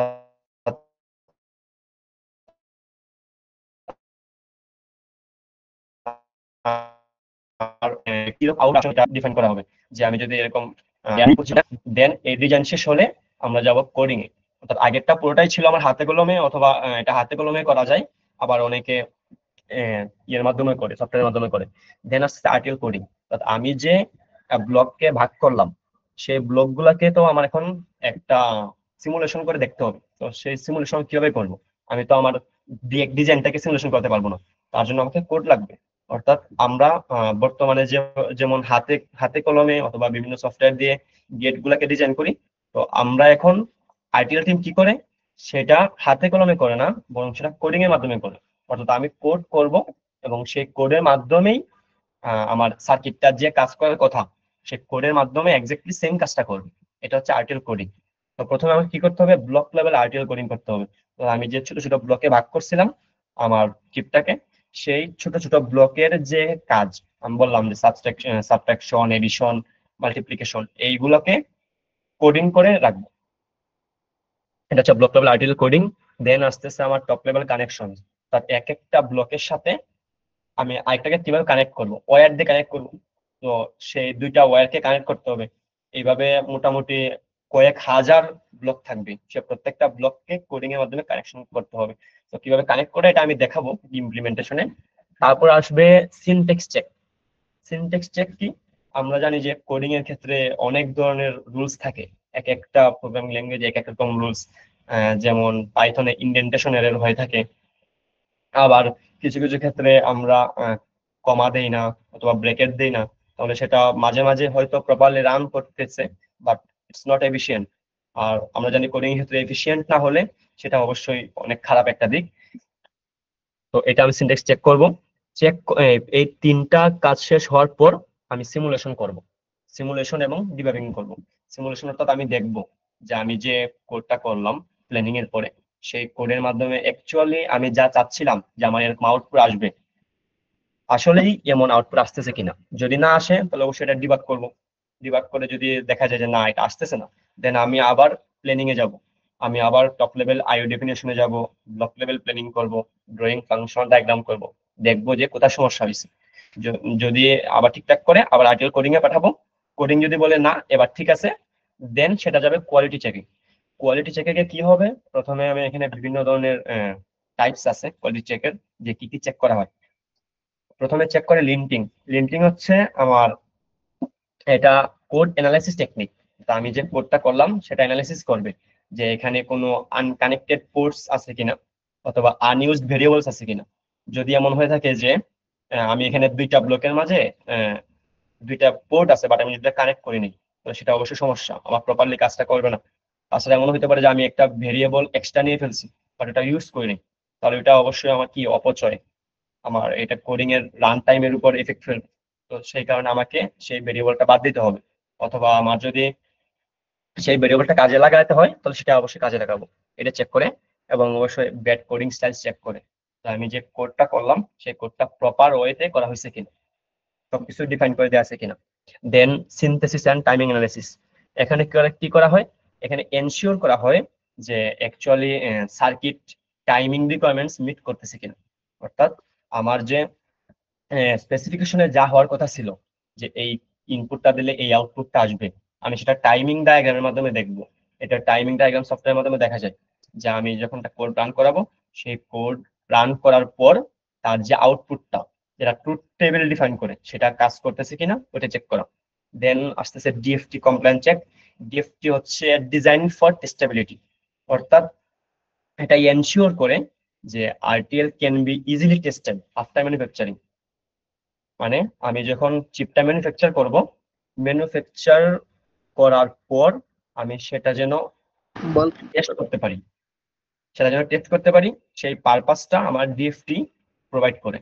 তো সেই জন্য একটা স্মল পোর্শন থাকে কোডিং এর আরটিএল ইয়েতে ডিপার্টমেন্টে, সেটা করা হয় এই চিপের ভিতরে একটা স্মল পোর্শন কোডিং করে রাখা হয়, যেটা ফিউচারে আমাকে চিপটা টেস্ট করতে সাহায্য করবে। দেন আসতেছে logic equivalence checking. Logic equivalence checking হচ্ছে আমার যখন আমি গেট লেভেল নেটলিস্ট থাকবে এবং আরটিএল এ যে আমি ডিজাইনটা করব, এই দুইটা অ্যাকচুয়ালি সেম কিনা। তো গেট লেভেল নেটলিস্ট কি, এটা হচ্ছে টেক্সচুয়াল রিপ্রেজেন্টেশন, একটা সার্কিটের টেক্সচুয়াল রিপ্রেজেন্টেশন, অর্থাৎ কোডিং এর যেটা, তো যেটা বেসিক লজিক গেটস আর বিভিন্ন পোর্টের ইন্টার কানেকশনকে ডিফাইন করে। তো এইটা আর আমি আরটিএল থেকে যে কোডিংটা করছি সেটা সেম কিনা, তো এটা হচ্ছে লজিক ইকুইভ্যালেন্স চেকিং। তো এখানে যদি প্রত্যেকটা কাজ শেষ হয়ে যায় কোয়ালিটি চেকিং এর, তারপর সেটা পাঠানো হয় ডিবি তে। ডিবি হচ্ছে ডিজাইন ভেরিফিকেশন। তো একটা চিপ যদি 1 বছর থাকে, অর্থাৎ 1 বছর যদি একটা চিপের কার্যপরিধি ধরা হয় সময়, তাহলে তার মোটামুটি 6 থেকে 8 মাস শুধুমাত্র এই আরটিএল আর ডিজাইন ভেরিফিকেশন, এই দুইটা ডিপার্টমেন্ট কাজ করে থাকে। কারণ আমার এখানে কোডিং এর অনেক বিষয় আছে যে আমরা দেখতেছি যে কোড কাজ করতেছে, বাট অ্যাকচুয়ালি স্পেসিফিকেশন যেরকম লেখা আছে যে একটা সাথে একটা কানেক্টেড বা এক্স্যাক্টলি সেম, ওরকম কাজ করতেছে না। তো এই কারণে আরটিএল একবার ডিজাইন করে ডিবির কাছে পাঠায় ভেরিফাই করার জন্য। ডিবি যদি সেটা ডিবি তারাও কোড করে দেখে যে অ্যাকচুয়ালি এটা ওইরকম পারফর্ম করতেছে কিনা। যদি পারফর্ম না করে তাহলে ডিবি আবার আরটিএল এর কাছে পাঠায় যে তোমার এখানে সমস্যা আছে, তুমি এটা চেক করো, এটা আবার ভেরিফাই করো। তো এইভাবে চলতে থাকে ব্যাক এন্ড ফোর্থ, 6 থেকে 8 মাস এখানে চলে যায়। এরপরে যদি ডিবি টিম বলে যে না তোমার সবকিছু ওকে না, তাহলে সেটা আবার আরটিএল কোডিং এ যায়। আবার ডিবি যদি বলে সবকিছু ওকে, সেটা আরটিএল ডেলিভারিতে চলে যায়। তো আরটিএল ডেলিভারি ডিবিতে পাঠায়, ডিবি দেন লেআউট টিমে পাঠায় দেয়। তো এটা হচ্ছে আরটিএল ডিজাইন ফ্লো, অর্থাৎ কিভাবে তারা কাজ করে, কি কি চেক করে। এরপর আমরা আসি আরটিএল ডিজাইন চ্যালেঞ্জেস, অর্থাৎ এই আরটিএল টিমে কাজ করতে হলে আমাকে কি কি চ্যালেঞ্জের মুখোমুখি হতে হবে। তো এটাকে প্রকাশ করা হয় পিপিএ দিয়ে। পিপিএ হচ্ছে পাওয়ার, পারফরমেন্স এন্ড এরিয়া। তো প্রথমে আমরা পাওয়ার নিয়ে কথা বলি। তো পাওয়ারে হচ্ছে আমরা জানি পাওয়ার হচ্ছে দুই ধরনের, একটা স্ট্যাটিক, একটা হচ্ছে ডাইনামিক। তো স্ট্যাটিক পাওয়ার কোনটা, যেটা আমার চিপ অথবা কম্পিউটার, যেটাই বলি, আমার কম্পিউটার তো চিপ দিয়ে তৈরি। তো আমি যদি বলি যে আমার কম্পিউটার অথবা পিসি বা ল্যাপটপ যেটাই হোক, ওইটা আমার অন স্টেটে আছে কিন্তু আমার কোনো কাজ করতেছে না, সেটা হচ্ছে তখন আমার সেটা পাওয়ারটা স্ট্যাটিক পাওয়ার গ্রহণ করবে। আবার যদি আমার পিসিটা অন স্টেটে আছে এবং সেটা কাজ করতেছে, তো কাজ করা অবস্থায় যে পাওয়ারটা কনজিউম করবে সেটা হচ্ছে ডাইনামিক পাওয়ার। তো আমাকে আরটিএল ডিজাইন করার ক্ষেত্রে আমাকে ওইটা মাথায় রাখতে হবে যে আমার ডাইনামিক পাওয়ারটা কম এবং স্ট্যাটিক পাওয়ারটা কম কিনা, যেন বেশি না হয়। তারপর হচ্ছে রিডিউস ভোল্টেজ, অর্থাৎ আমার যে ভোল্টেজটা কনজিউম করবে আমার সার্কিটটা, সেটা যেন কম হয়। কারণ অনেক সময় দেখা যায় যে এই চিপগুলো অনেক সেন্সিটিভ, এক একটা সার্কিট অনেক সেন্সিটিভ। আমার যদি 1 মিলি ভোল্ট পরিমাণ ভোল্টেজ বেশি হয়ে যায়, তাহলে দেখা যাবে যে সার্কিটটা পুড়ে গেছে। তো এরকম যেন না হয়, এই কারণে পাওয়ার এই তিনটা গ্যাপ তারা ভালোভাবে পর্যবেক্ষণ করে দেন ডিজাইন করে। তারপর আসতেছে পারফরমেন্স, অর্থাৎ আমার পারফরমেন্স অবশ্যই ভালো হতে হবে। আমি পাওয়ারও রিডিউস করব, ভোল্টেজও কমাবো, কিন্তু পারফরমেন্সের দিক দিয়ে কোনো নেগোসিয়েশন করা চলবে না। পারফরমেন্স অবশ্যই আমার স্পিডটা ইনক্রিজ হবে, দাদা আমি ইনপুট দেওয়ার সাথে সাথেই সে যেন প্রসেসিং করে আউটপুট আমাকে দেখাতে পারে, ওইটা হচ্ছে increase speed. Then meet set up and holding time, অর্থাৎ আমাকে সেট আপ আর হোল্ডিং টাইম যেটা আমার স্পেসিফিকেশনে দেয়া আছে ওইটাকে অ্যাকচুয়ালি যেন তারা মিট করে ওইটা বজায় রাখতে হবে। তো এই মিড সেট আপ আর হোল্ডিং টাইমটা কি? এটা হচ্ছে যে এটা ডাটা সিগন্যাল এনশিওর করে যে এটা আমার রিকোয়ার্ড ডিউরেশনের জন্য স্টেবল কিনা। বিনা ক্লকেজ মানে কেজ দিব, ক্লকেজ যখন আমি একটা ক্লক সিগন্যাল দিব তখন সেটা আমার স্টেবল কিনা অন টাইমে, এবং তার কার্য সময়ের যেটা বলে যে রান টাইম, আই মিন যেটা চলতেছে পুরোপুরি ডাইনামিক, ওই টাইমে তা চলতেছে কিনা ওইটা ডিফাইন করে। দেন আসতেছে এরিয়া, অর্থাৎ এরিয়াতে দুইটা জিনিস চেক করা হয়, যে optimizer design and use fewer logic gate. আমরা যদি একটা ডিজাইন করি তাহলে সেখানে জন্য ডিজাইনটা অপটিমাইজড ওয়েতে করা হয়, অর্থাৎ আমার যে ব্লকগুলো থাকবে সেই ব্লকগুলো যেন পারফেক্ট ভাবে সাজানো হয়, পারফেক্টলি সাজানো হয়, অর্থাৎ যে ডিস্টেন্স গুলো থাকবে অথবা ওয়ারিং গুলো থাকবে সেটা যেন খুব বেশি জায়গা না নেয়, একদম যতটুকু কম জায়গা নেওয়া পসিবল ততটুকু জায়গা যেন সে নেয়। ইউজ ফিউয়াল লজিক গেট, তো আমি যত কম লজিক গেট ইউজ করতে পারবো তত আমার ডিজাইনটা বেটার হবে। কারণ আমি যদি কম লজিক গেট ইউজ করি তাহলে কি হয়, তাহলে আমার যে রান টাইম আছে বা যে প্রসেসিং টাইম আছে সেটা অনেক কমে যায়। আর বর্তমান বিশ্বে তো আমরা জানি সময় কত দাম, 1 মিলি সেকেন্ড যদি আমি রিডিউস করতে পারি এটা অনেক বড় একটা বিষয়। দেন আমরা এখন দেখি যে টুলস এন্ড স্কিলস, কি কি টুলস এবং স্কিলস রাখবে আরটিএল এ কাজ করার জন্য। তো প্রথমে এখানে আরটিএল অনেকগুলো কাজ করে থাকে, তো এক একটার জন্য এক একটা টুলস। তো আমি প্রথমে বলে নিই, এই টুলস এর সবগুলো যে আমার এখন জানা লাগবে এমন না, তারা ট্রেনিং এর সময় শিখাই দেয়, আবার যখন যে কাজ করতে হয় সেই কাজের জন্য যে স্পেসিফাইড টুলস থাকে সেই কাজও তারা শিখাই দেয়। তো প্রথমে হচ্ছে ফাংশনাল ভেরিফিকেশন, তো এটার জন্য আমার এক্সেলিয়াম, বিসিএস, মডেল সিম এগুলা ইউজ করে। সিনথেসিসের ক্ষেত্রে design compiler, RTL architect, genus এগুলো ইউজ করে থাকে। আর ফর্মাল ভেরিফিকেশনের ক্ষেত্রে জেসপার গোল্ড, বিসি ফর্মাল। পাওয়ার ভেরিফিকেশনের ক্ষেত্রে যেটা বললাম ডাইনামিক পাওয়ার, স্ট্যাটিক পাওয়ার, তো তারা পাওয়ারের রুট গুলো ঠিক করে থাকে, যে কোন দিকে আমার রুট নিলে আমার পাওয়ারটা কনজিউম হবে, বেশি কনজিউম হবে না, লেস কনজিউম হবে, ওইটা তারা চেক করে থাকে। ওইটার জন্য আলাদা সফটওয়্যার আছে, সেটাকে বলে প্রাইম পাওয়ার আরটিএল। লিন্টিং এর জন্য SpyGlass, Jasper Gold, spar lint. Timing analysis করে থাকে প্রাইম টাইম ফিউশন কম্পাইলার দিয়ে। আর এখন দেখবো যে কি কি স্কিলস আমার থাকলে আমি আরটিএল এ কাজ করতে পারবো বা কি কি স্কিলস রিকোয়ার্ড। প্রথমে জানতে হবে যে আমার সার্কিট ডিজাইন, অ্যানালগ ডিজিটাল দুইটাই, আমার সার্কিট ডিজাইন নলেজ থাকতে হবে, কম্পিউটার আর্কিটেকচার নলেজ থাকলে ভালো হয়। দেন ভিএলএসআই তো মাস্ট, ভিএলএসআই কোর্স ছাড়া কেউ এখানে ভালো অবশ্যই জব করতে পারবে না। ভিএলএসআইটা আমার যদি ভালো ধারণা থাকে তাহলে সেটা আমার অবশ্যই খুবই ভালো হবে। আমি যখন পরীক্ষা দিব, ভাইবা দিব, তখন আমাকে টিপতে হেল্প করবে ভিএলএসআই সার্কিট ডিজাইন। আর যেগুলো কাজ করতে লাগবে সেটা হচ্ছে প্রোগ্রামিং নলেজ লাগবে, সেটা পাইথন হতে পারে, সি, দুইটা মধ্যে কোনো একটা যদি থাকে তাহলে ভালো হয়। প্লাস ওওপি আরেকটা প্লাস পয়েন্ট, ওওপি হচ্ছে অবজেক্ট ওরিয়েন্টেড প্রোগ্রামিং। আর আরটিএল বেশিরভাগ সময় যে প্রোগ্রাম ল্যাঙ্গুয়েজ দিয়ে কাজ করে সেটা হচ্ছে ভেরিলগ। তো আমরা ভেরিলগ দিয়ে কাজ করছি, যখন তোমরা 4-1-এ উঠবা তখন তোমরা ভেরিলগ দিয়ে কাজ করবে। ভিএলএসআই আমরা সেশনাল ভেরিলগ দিয়ে করছি। আর আরেকটা জিনিস লাগবে সেটা হচ্ছে লিনাক্স। লিনাক্স এনভায়রনমেন্টে যদি কারো ধারণা থাকে সেটা আরো বড় প্লাস পয়েন্ট হয়, কারণ এই সব চিপ ডিজাইনের ক্ষেত্রে হ্যাঁ মোটামুটি 99% কোম্পানিতে তারা লিনাক্স নিয়ে কাজ করে, উল্কাসিমও সেম লিনাক্স নিয়ে কাজ করে।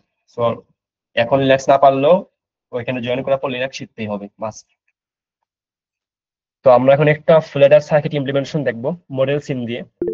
আমরা অনেকগুলো সার্কিট এরকম করছি আমাদের ল্যাবে, তো আমরা একটা দেখি মডেল সিম দিয়ে যে ফুল অ্যাডার সার্কিট ইমপ্লিমেন্টেশন কিভাবে করা যায়, তার টাইমিং ডায়াগ্রামটা কিভাবে দেখা যায়, আউটপুটটা। তো এটা হচ্ছে আমার এই শুভ, হ্যাঁ ওই হাসিন আপনার মতো কিছু কোশ্চেন করবে, হাত তুলছে। কোয়েশ্চেন আমরা শেষে নিব, সবার ইয়ে শেষে, এখন ফ্লো নষ্ট করে লাভ নেই। কোয়েশ্চেন লিখে রাখতে বল। তো এটা হচ্ছে আমার ফুল এডার সার্কিট, এটা আসলে সবাই দেখছি আমরা, এইচএসসি তেও ছিল, আমার এখন দেখছি। আর এটা হচ্ছে আমার ট্রুথ টেবিল, এটা আমার ট্রুথ টেবিল। তো এখানে আমার 3টা input A B C in. Shubho, তুমি কোশ্চেন করতে চাইলে প্রেজেন্টেশনের পরে কোশ্চেন নিয়ে নিও, আর তোমার প্রেজেন্টেশন শেষের পরে একটা নিবা। জি স্যার। তো এটা হচ্ছে এ বি সি ইনপুট, তো আমার 3টা ইনপুট থাকবে এবং আমার আউটপুট আসবে কি সাম এস আর ক্যারি আসবে সি আউট। তো আমরা ফুল এডার জানি যে কিভাবে কাজ করে। যদি আমার আমি এটা ধরি, ফর এক্সাম্পল আমি যদি এই অংশটা ধরি, এই রোটা, তাহলে আমার এ যদি 0 হয়, বি 1 সি 0, তাহলে আমার সাম কি আসবে 1 আসবে আর ক্যারি কি 0। এরপর যদি আমি এই রো চেক করি, তাহলে এখানে আমার এ যদি 0 হয়, বি 1 সি ইনপুট 1, তাহলে 2টা প্লাস করলে আমার কি আসবে সাম 0 আসবে এবং হাতে আমার 1 থাকে, সেটা আমার এই যে ক্যারিতে আসছে। তো এইভাবে আমার 8টা রো আসবে এবং এখান থেকে সাম ক্যারি আউটপুট আসবে। তো আমরা এটা সবাই জানি, জাস্ট আমি 2টা এক্সাম্পল দেখালাম। দেন ভেরিলগ কোড। তো ভেরিলগ কোডের জন্য আমার ওয়্যারিং প্রয়োজন, অর্থাৎ এখানে আমি ইনপুট দিলাম 2টা আর এই একটা 3টা, কিন্তু এই ইনপুটের পর এই যে একটা লাইন গেছে, তো এই লাইনটা আমি কিভাবে ডিফাইন করব? ডিফাইন করার জন্য আমাকে নোটেশন দিতে হবে। তো আমি এখানে তাই দিয়ে দিলাম, অর্থাৎ এই যে এ আর বি এটার যে এক্সর, এটার আউটপুটকে আমি ডি আকারে প্রকাশ করব, মানে ডি নোটেশন দিলাম যে এটাকে আমি ডি ধরবো। পরবর্তীতে যেন আমি যখন এটাকে ডিফাইন করব তখন যেন আমার এদিকে কাজ লাগাতে পারি, এই জন্য আমি ডি দিলাম। সেম ওয়েতে আমি এটার আউটপুটকে এফ ধরলাম আর এটার আউটপুটকে ই ধরলাম। তো ভেরিলগ কোড সিম্পল, যারা C C plus plus Python একটা ল্যাঙ্গুয়েজে করেছে তারাও এটা বুঝতে পারবে। তো প্রথমে কোড লেখার শুরুতে আমাকে একটা মডিউল ধরে নিতে হবে, যে আমি কোন মডিউল নিয়ে কাজ করব। তো সেই মডিউলের ভিতরে আমাকে সার্কিটের নাম দিতে হবে, সেটা আমার ইচ্ছা মতো নাম দিতে পারি, full adder, half adder, X Y Z, যে কোনো এটা। তো আমি এখানে মডিউল দিয়ে ফুল এডার নাম দিলাম এবং ফুল এডারের পাশে আমাকে ব্রেকেট দিতে হবে, ব্রেকেট দিয়ে আমাকে তার ইনপুট আউটপুট গুলো ডিফাইন করতে হবে। তো আমাকে এখানে কয়টা ইনপুট ছিল? 3টা input, A B C in. তো এই যে এ বি সি ইন আর আউটপুট হচ্ছে 2টা, একটা সি একটা হচ্ছে সি আউট। তো এই যে আমি এটাকে ডিফাইন করলাম। তো এখন আমি এটা আমি পুরোপুরি ডিফাইন করছি যে আমার সার্কিটে কি কি ইনপুট কি কি আউটপুট থাকবে, ঠিক আছে। তো এখন আমি ডিফাইন করবো যে কোনগুলা আউটপুট আর কোনগুলা ইনপুট। তো তার জন্য আমি এখানে ডিফাইন করে রাখছি যে ইনপুট কোনটা এ বি সি ইনপুট, আউটপুট কোনটা এস আর সি আউট। এরপর আমি ওয়্যার গুলোকে ডিফাইন করব যে আমি কি কি ওয়্যার নিলাম। কি কি ওয়্যার নিয়েছি? এই যে একটা ডি, একটা এফ, একটা ই। এই যে আমি 3টা ওয়্যার ডিফাইন করে রাখছি যে ওয়্যার ডি ই এফ। দেন আমি কোড গুলাকে লেখা শুরু করব। তো আমার এটা কি, এটা এক্সর গেট, এটা এক্সর গেট, এটা এন গেট, এটাও এন গেট, আর এটা হচ্ছে কি অর গেট। তো আমার ভেরিলগের কোডটা আসলে অনেক সিম্পল। তো আমাকে জাস্ট কি করতে হবে, এক্সরের ক্ষেত্রে এখানে আমি এক্সর লিখবো, যে এক্সর লিখলেই তারা আমার মডেল সিম বুঝতে পারবে যে আমি আসলে এক্সর গেট চাচ্ছি। এক্সর লিখলাম, তারপরে আমার এক্সরের ভিতরে কি দিব, এখানে দিব আউটপুট আর ইনপুট। প্রথমে দিব আউটপুট কি, আউটপুট কি এই যে ডি, এটা আমার এক্সর গেট, এই এক্সর গেটের আউটপুট কি এই যে D, R input A B. তো আমি প্রথমে ডি কে দিলাম আউটপুট কমা দিয়ে এ বি, ঠিক আছে। এটা আমার এক্সর গেটকে ডিফাইন করা হয়েছে। এরপর আমি ডিফাইন করছি N E A B, N E A B, এই যে এটা। তো আমার আউটপুট কি ই আর ইনপুট কি এই যে এ বি, এখানে আমি ডিফাইন করলাম এন্ড ই এ বি, অর্থাৎ আমার এটা একটা বোঝাচ্ছে যে এটা হচ্ছে এন গেট। দেন আসতেছে এক্সর এসডিসি, এই যে এটা এক্সর এসডি আর সি, এই যে এক্সর মানে সাম, আউটপুটে কি আসবে সাম, আর ইনপুটে কি কি দিলাম এই যে ইনপুটে ডি, আর এটা কোথায় গেছে, এটা হচ্ছে সি ইনপুট। তো আমি এখানে সি দিয়ে ব্যাখ্যা করলাম এক্সর এস ডি সি। লাস্টে এরপর আসতেছে এন্ড, এই যে এই গেটটা এন্ড এফ ডিসি, এই গেটটা আমার আসতেছে এখন। তো আউটপুট কি এফ, তো আমি এফ দিলাম আগে, আর এটা ইনপুট কি কি এটার ইনপুট হচ্ছে এই যে একটা ডি আর আরেকটা হচ্ছে সি, এই ডি আর সি, এটা ইনপুট ডিফাইন করলাম। আর সর্বশেষ হচ্ছে আমার ক্যারি, যেটা আউটপুট আসবে, ক্যারি আউটপুট, সেটা আমি এখানে, তো এটার আউটপুট কি সি আউট, সি আউট, আর এটার ইনপুট কি কি এফ ই, এই যে এফ আর ই এখানে লিখলাম। দেন এন মডিউল দিব। তো এটার মানে হচ্ছে যে আমার কোডটা লেখা শেষ এবং এখান থেকে সে রান করতে পারে। দেন আমি এটা মডেল সিমে একটু দেখাই।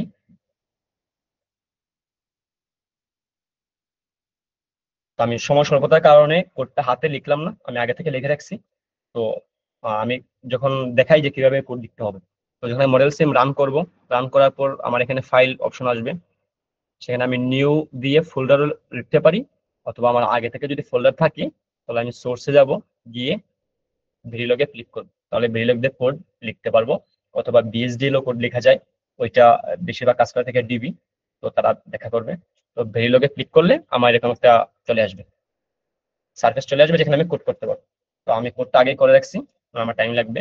তো আমি এখন কোডটাকে প্রথমে কি করতে হবে, প্রথমে কম্পাইল করতে হবে। প্রথমে কম্পাইল করব, এখানে কম্পাইল অপশন আছে, কম্পাইলে ক্লিক করে কম্পাইল অল। তো এখানে দেখা যাচ্ছে যে two compiles zero failed with no errors, অর্থাৎ আমি যে কোডটা কম্পাইল করলাম আমার এখানে কোনো এরর পায় নাই তারা, আমার কোডটা ঠিক আছে। তো কম্পাইল করার পর আমি এখানে সিমুলেট করব, সিমুলেটে ক্লিক করব, স্টার্ট সিমুলেশন।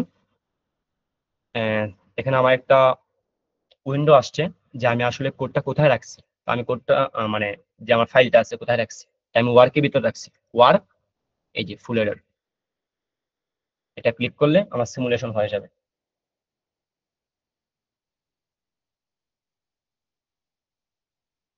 আমার সিমুলেশন মোটামুটি প্রসেস চলতেছে। তো এখন আমার এখানে একটা সিমুলেশন আসবে ডিফল্ট আকারে, তো এখানে ফুল এরর আসছে। তো আমি আমি এখন দেখবো টাইম, যে আমার ট্রুথ টেবিলটা ওইটা আসলে কাজ করতেছে না, কিভাবে দেখবো, এই ফুল এররে গিয়ে এখানে লিখবো এড ওয়েভ, এড ওয়েভে ক্লিক করার পর আমার এরকম একটা ডায়াগ্রাম আসবে। তো আমার এখানে দেখাবে যে আমার ট্রুথ টেবিলটা কাজ করতেছে কিনা। তো এইখান থেকে আমাকে কয়েকটা আমি বাদ দিয়ে দিব, কিছু আমার লাগবে না, যেগুলো আমার ওয়ারিং ছিল।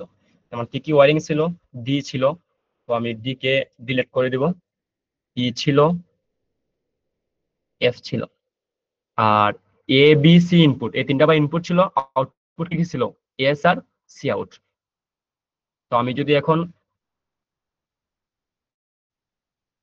এতে, আমি যদি এখন ফোর্স দিব, অর্থাৎ এটা আমার বোঝাচ্ছে এ, তো আমি এতে কি দিব, এতে যদি আমি 0 দেই, বি ইনপুটে কি দিব, বি ইনপুটে যদি আমি 1 দেই, এবং সি ইনপুটে 0 দিব, সি ইনপুটে 0, তাহলে আমার কি কি আসছে, এ 0, বি 1, সি 1। তাহলে আমার আউটপুটে কি আসবে, সাম আসবে 1, আর ক্যারি আউটপুটে কি আসবে, 0 আসবে। তো আমি এটাকে এখন রান করব, এই যে কন্টিনিউ রান। তো এখানে আমাকে দেখাচ্ছে যে, এখানে ধরলে দেখা যাবে এটা হচ্ছে এ, এতে 0 দিছি, বি তে 1 দিছি, এই যে বি দেখাচ্ছে, আর পাশে হচ্ছে এসটি 1 দেখাচ্ছে, তো 1 দিলাম, আর সি তে 0 দিছিলাম, তার আউটপুট কি কি আসার কথা।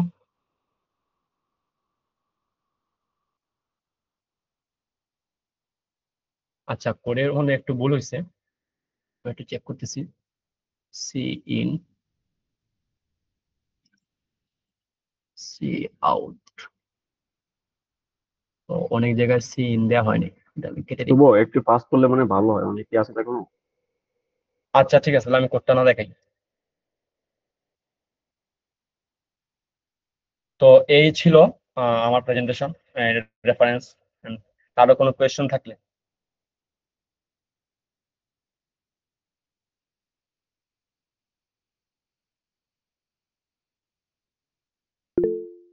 কারো কোয়েশ্চেন না থাকলে আমরা আচ্ছা, আমি মইন মনে আমি হাত কোশ্চেন তুলছে। করতে চাইছিলাম।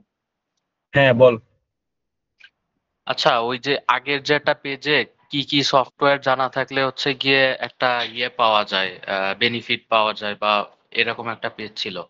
তো সেইখানে ওই হ্যাঁ হ্যাঁ যে ইয়ে ছিল লিনাক্স, লিনাক্স বলতে এখানে কি ওই যে লিনাক্সের প্রম্পট লেখা এগুলো বুঝতে হবে নাকি জাস্ট লিনাক্স যে অপারেটিং সিস্টেমটা ওটাও তো এখন গ্রাফিক্যাল ইউজার ইন্টারফেস ইউজ করে উইন্ডোজের মতো নর্মাল চালাতে পারলেই হবে এরকম মানে এটা বলতে কি বোঝাতে চাচ্ছে আর কি এটা এখানে সোজা তারা স্ক্রিপ্ট, এখানে লিনাক্সের এনভায়রনমেন্টটা ইউজ করে প্লাস স্ক্রিপ্ট থাকতে হবে। কারণ আমরা যখন ট্রেনিং করছি তারা আমাদের বলছে যে তারা যখন প্রথমে জয়েন করছে তখন তাদেরকে প্রচুর পরিমাণে প্রেশার নিতে হয়েছে লিনাক্সের কারণে, তাদেরকে স্ক্রিপ্টিং শিখতে হয়েছে প্লাস তাদেরকে ওই নতুন এনভায়রনমেন্টের সাথে অ্যাডাপ্ট করতে হয়েছে। মানে দুইটাই লাগবে, স্ক্রিপ্টিংও জানা লাগবে যে লিনাক্সে কিভাবে কাজ করে, আর লিনাক্স তো প্রম বেজে কাজ করা হয়, তো প্রম অবশ্যই জানতে হবে, প্লাস লিনাক্সের এনভায়রনমেন্টটাও জানতে হবে। তারা যেসব সফটওয়্যারে কাজ করে এগুলো বেশিরভাগই লিনাক্স বেস সফটওয়্যার। কোনো স্পেসিফিক ইয়ের কথা বলছে কারণ লিনাক্সের তো অনেকগুলো হচ্ছে গিয়ে ইয়া হয় না মানে ওইগুলো ভার্সন ওইগুলো হ্যাঁ ওইগুলো বলে নাই, ওইগুলো বলে নাই। বাট মনে হয় উবুন্টু নিয়ে কাজ করতে পারে, যেহেতু উবুন্টু বিগিনার, প্রথম দিকে তো ওইটা শিখাবে, বাট তারা শিখাবে, না পারলেও সমস্যা নেই, জানা থাকলে প্লাস পয়েন্ট। আচ্ছা থ্যাংক ইউ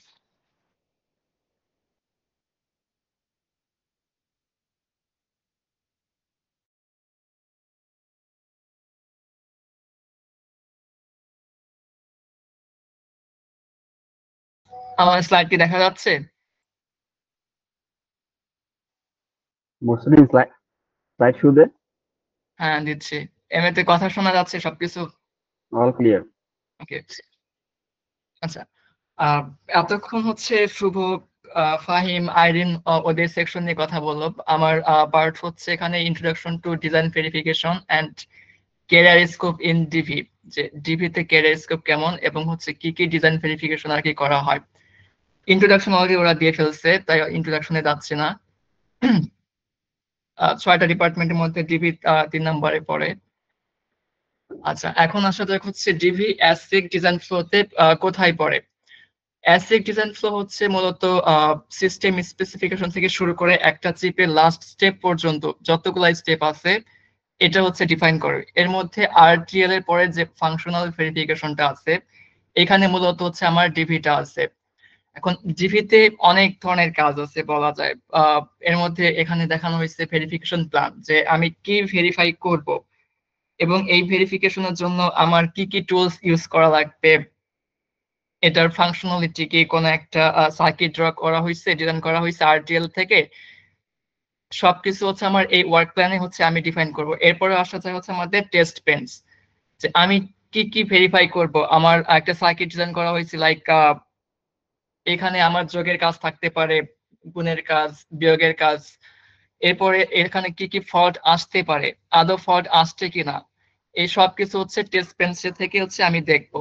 কোনো ফেলিয়ার আসলে এই ফেলিয়ার ট্র্যাকিং দিয়ে দেখবো। এরপরে কোনো বাগ যদি থাকে ফেলিয়ার ট্র্যাকিং থেকে সেখান থেকে আমি বাগ ট্র্যাক করতে পারি। বাগ ট্র্যাক করার পর হচ্ছে আমার ফাইনাল টেস্ট সাবমিশন করব ডিজাইনের কাছে পরবর্তী স্টেপে। এরপরে ডিজাইনটা হচ্ছে আমার কাভারেজ আকারে থাকবে, যে পরবর্তীতে যাতে এই জিনিসটাকে আমি আবার রিভিউ করতে পারি কোনো ফল্ট আসলে। আচ্ছা, এখন আসলে যাক ডিজাইন ভেরিফিকেশন জিনিসটা কি। ডিজাইন ভেরিফিকেশন হচ্ছে মূলত আমাদের একটা সার্কিটের যত ধরনের টেস্ট বলা যায় আছে ভেঙে চুরে সবকিছু, এবং হচ্ছে স্পেসিফিকেশন অনুযায়ী আমার সার্কিটটা অ্যাকচুয়ালি বিহেভ করতেছে কিনা, সবকিছু স্পেসিফিকেশন মিট করতেছে কিনা, সার্কিটটা হচ্ছে ওয়ার্কিং আছে কিনা বা কোনো ফল্ট আছে কিনা, যত প্রকার ভেরিফিকেশন আছে এখানে হচ্ছে আমরা করি। TV is not post verification testing, like আমার ফ্যাব্রিকেশন হয়ে গেছে এরপরে আমি টেস্ট করব এমন না। ফ্যাব্রিকেশন হওয়ার আগ পর্যন্ত যত ধরনের টেস্ট আছে সিমুলেশন থেকে শুরু করে সব ধরনের টেস্ট হচ্ছে এখানে করা হয়। এবং এটা খুবই ব্যয়বহুল এবং সময় সাপেক্ষ একটা ব্যাপার, যে এখানে পুরো চিপ ডিজাইনের 70% সময় ব্যয় হয়। যদি এইখানে কোনো একটা ফল্ট থাকে সেক্ষেত্রে পরবর্তী স্টেপে আমার ফল্ট থেকে যাবে।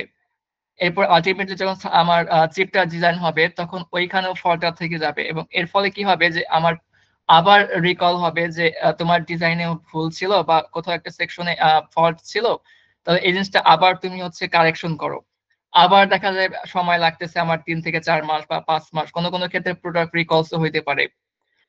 Think of DV like a debug mode for the brain of your phone, laptop or car. আমরা যে আমাদের ফোনের ডেভেলপার মোডটা বলি, যে আমি এইখানে কি কি করতে পারতেছি, একদম ভেঙে চড়ে আমি দেখতেছি আমার সিস্টেমের ফ্রিকোয়েন্সি কত, তারপর হচ্ছে আমার ক্লক স্পিড কত, এইসব জিনিসগুলো হচ্ছে এখানে ডিবিতে চেক করা হয়। টেস্ট পেন্স, যেটা নিয়ে একটু আগেই বলছিলাম, মূলত টেস্ট পেন হচ্ছে একটা হার্ডওয়্যার ডেসক্রিপটিভ ল্যাঙ্গুয়েজ, যে কোডের মাধ্যমে হচ্ছে আমার একটা সিমুলেশন এনভায়রনমেন্ট ক্রিয়েট করে design under test, that is ডার্ট, যেটা আরটিএল থেকে পাঠানো হয়, ওইটার ফাংশনালিটি পুরোপুরি চেক করা হয়। Generate and drive input stimulus to the ডার্ট, ক্যাপচার অফ দ্য রেসপন্স, অর্থাৎ ডার্টের কি কি আমি রেসপন্স পাইছি, এই রেসপন্স এবং আমার অ্যাকচুয়াল এক্সপেক্টেড যে রেসপন্সটা, এই দুটার সাথে মিট করতেছি কিনা, এই সব কিছু হচ্ছে এই টেস্ট পেন্স হচ্ছে আমরা চেক করি। যদি কোনো একটা টেস্ট পাস করে সেক্ষেত্রে আমাদের ক্যাপচার রেসপন্সের সাথে ঠিক আছে, আর যদি কোনো একটা ক্যাপচার রেসপন্সের সাথে ম্যাচ না করে সেক্ষেত্রে ওই যে টেস্টটা করা হয়েছে ওটাকে আমরা ফেল হিসেবে ধরে নেই। টেস্ট পেন্স মূলত দুই ভাবে করা যায়, একটা লিনিয়ার টেস্ট পেন যেটা নর্মাল সিম্পল ভাবে করে, আর এটা হচ্ছে ক্লাস বেসড টেস্ট পেন্স যেটা হচ্ছে আমাদের কোডিং সিস্টেম ভেরিলগ, তারপর হচ্ছে আমাদের ইউনিভার্সাল ভেরিফিকেশন মেশিন যে আছে সেটা দিয়ে করা হয়। Feature extraction and test plan, test প্ল্যানের মধ্যে ফিচার এক্সট্রাকশন, অর্থাৎ আমার একটা সার্কিটের অনেকগুলো সেকশন থাকে, প্রত্যেকটা সেকশনে ইন্ডিভিজুয়াল ফার্স্টে টেস্ট করানো হয় যে এটা ঠিক মতো কাজ করতেছে কিনা, ইন্ডিভিজুয়াল ব্লক আকারে। এরপরে পুরোটুকু ডিজাইন করার পর সামগ্রিক বা হচ্ছে কালেকটিভলি আমার ঠিক মতো কাজ করতেছে কিনা, ফাংশন করতেছে কিনা, এই সব কিছু হচ্ছে এইখানে টেস্ট করা হয়। এবং এখানে আমার আউটলাইন গুলো আছে যে কর্নার কেসেস, এরর সিনারিওস, কি কি এরর আসতে পারে, এরপর ভ্যালিড অপারেটিং মোডস, যে একটা সার্কিটের কতগুলো অপারেটিং মোড থাকতে পারে। লাইক আমাদের সেই পেজটার ক্ষেত্রে যদি চিন্তা করি, ইনেবল ইনপুট থাকলে একরকম হচ্ছে আমার আউটপুট আসবে, ইনেবল ইনপুট না থাকলে একরকম আসবে। আমরা ইনেবল ইনপুট দিয়ে হচ্ছে আমাদের রেজিস্টারটা কন্ট্রোল করতে পারি যে এটা কি রাইট শিফট হচ্ছে নাকি লেফট শিফট হচ্ছে, এরকম জিনিসগুলো হচ্ছে আমরা এই ডিভিতে মূলত করি সব। আচ্ছা, এরপরে সিমুলেশনের একটা পার্ট ডিবিতে। সিমুলেশন আমরা যদি বলি সহজ কথায়, যে আমাদের কম্পিউটারের যে সফটওয়্যার গুলো আছে সেই সফটওয়্যার গুলো ইউজ করে আমরা সার্কিট ডিজাইন এবং ওই সার্কিটের পারফরমেন্স চেক করতে যে কোড গুলো লিখি সবই হচ্ছে সিমুলেশনের আন্ডারে।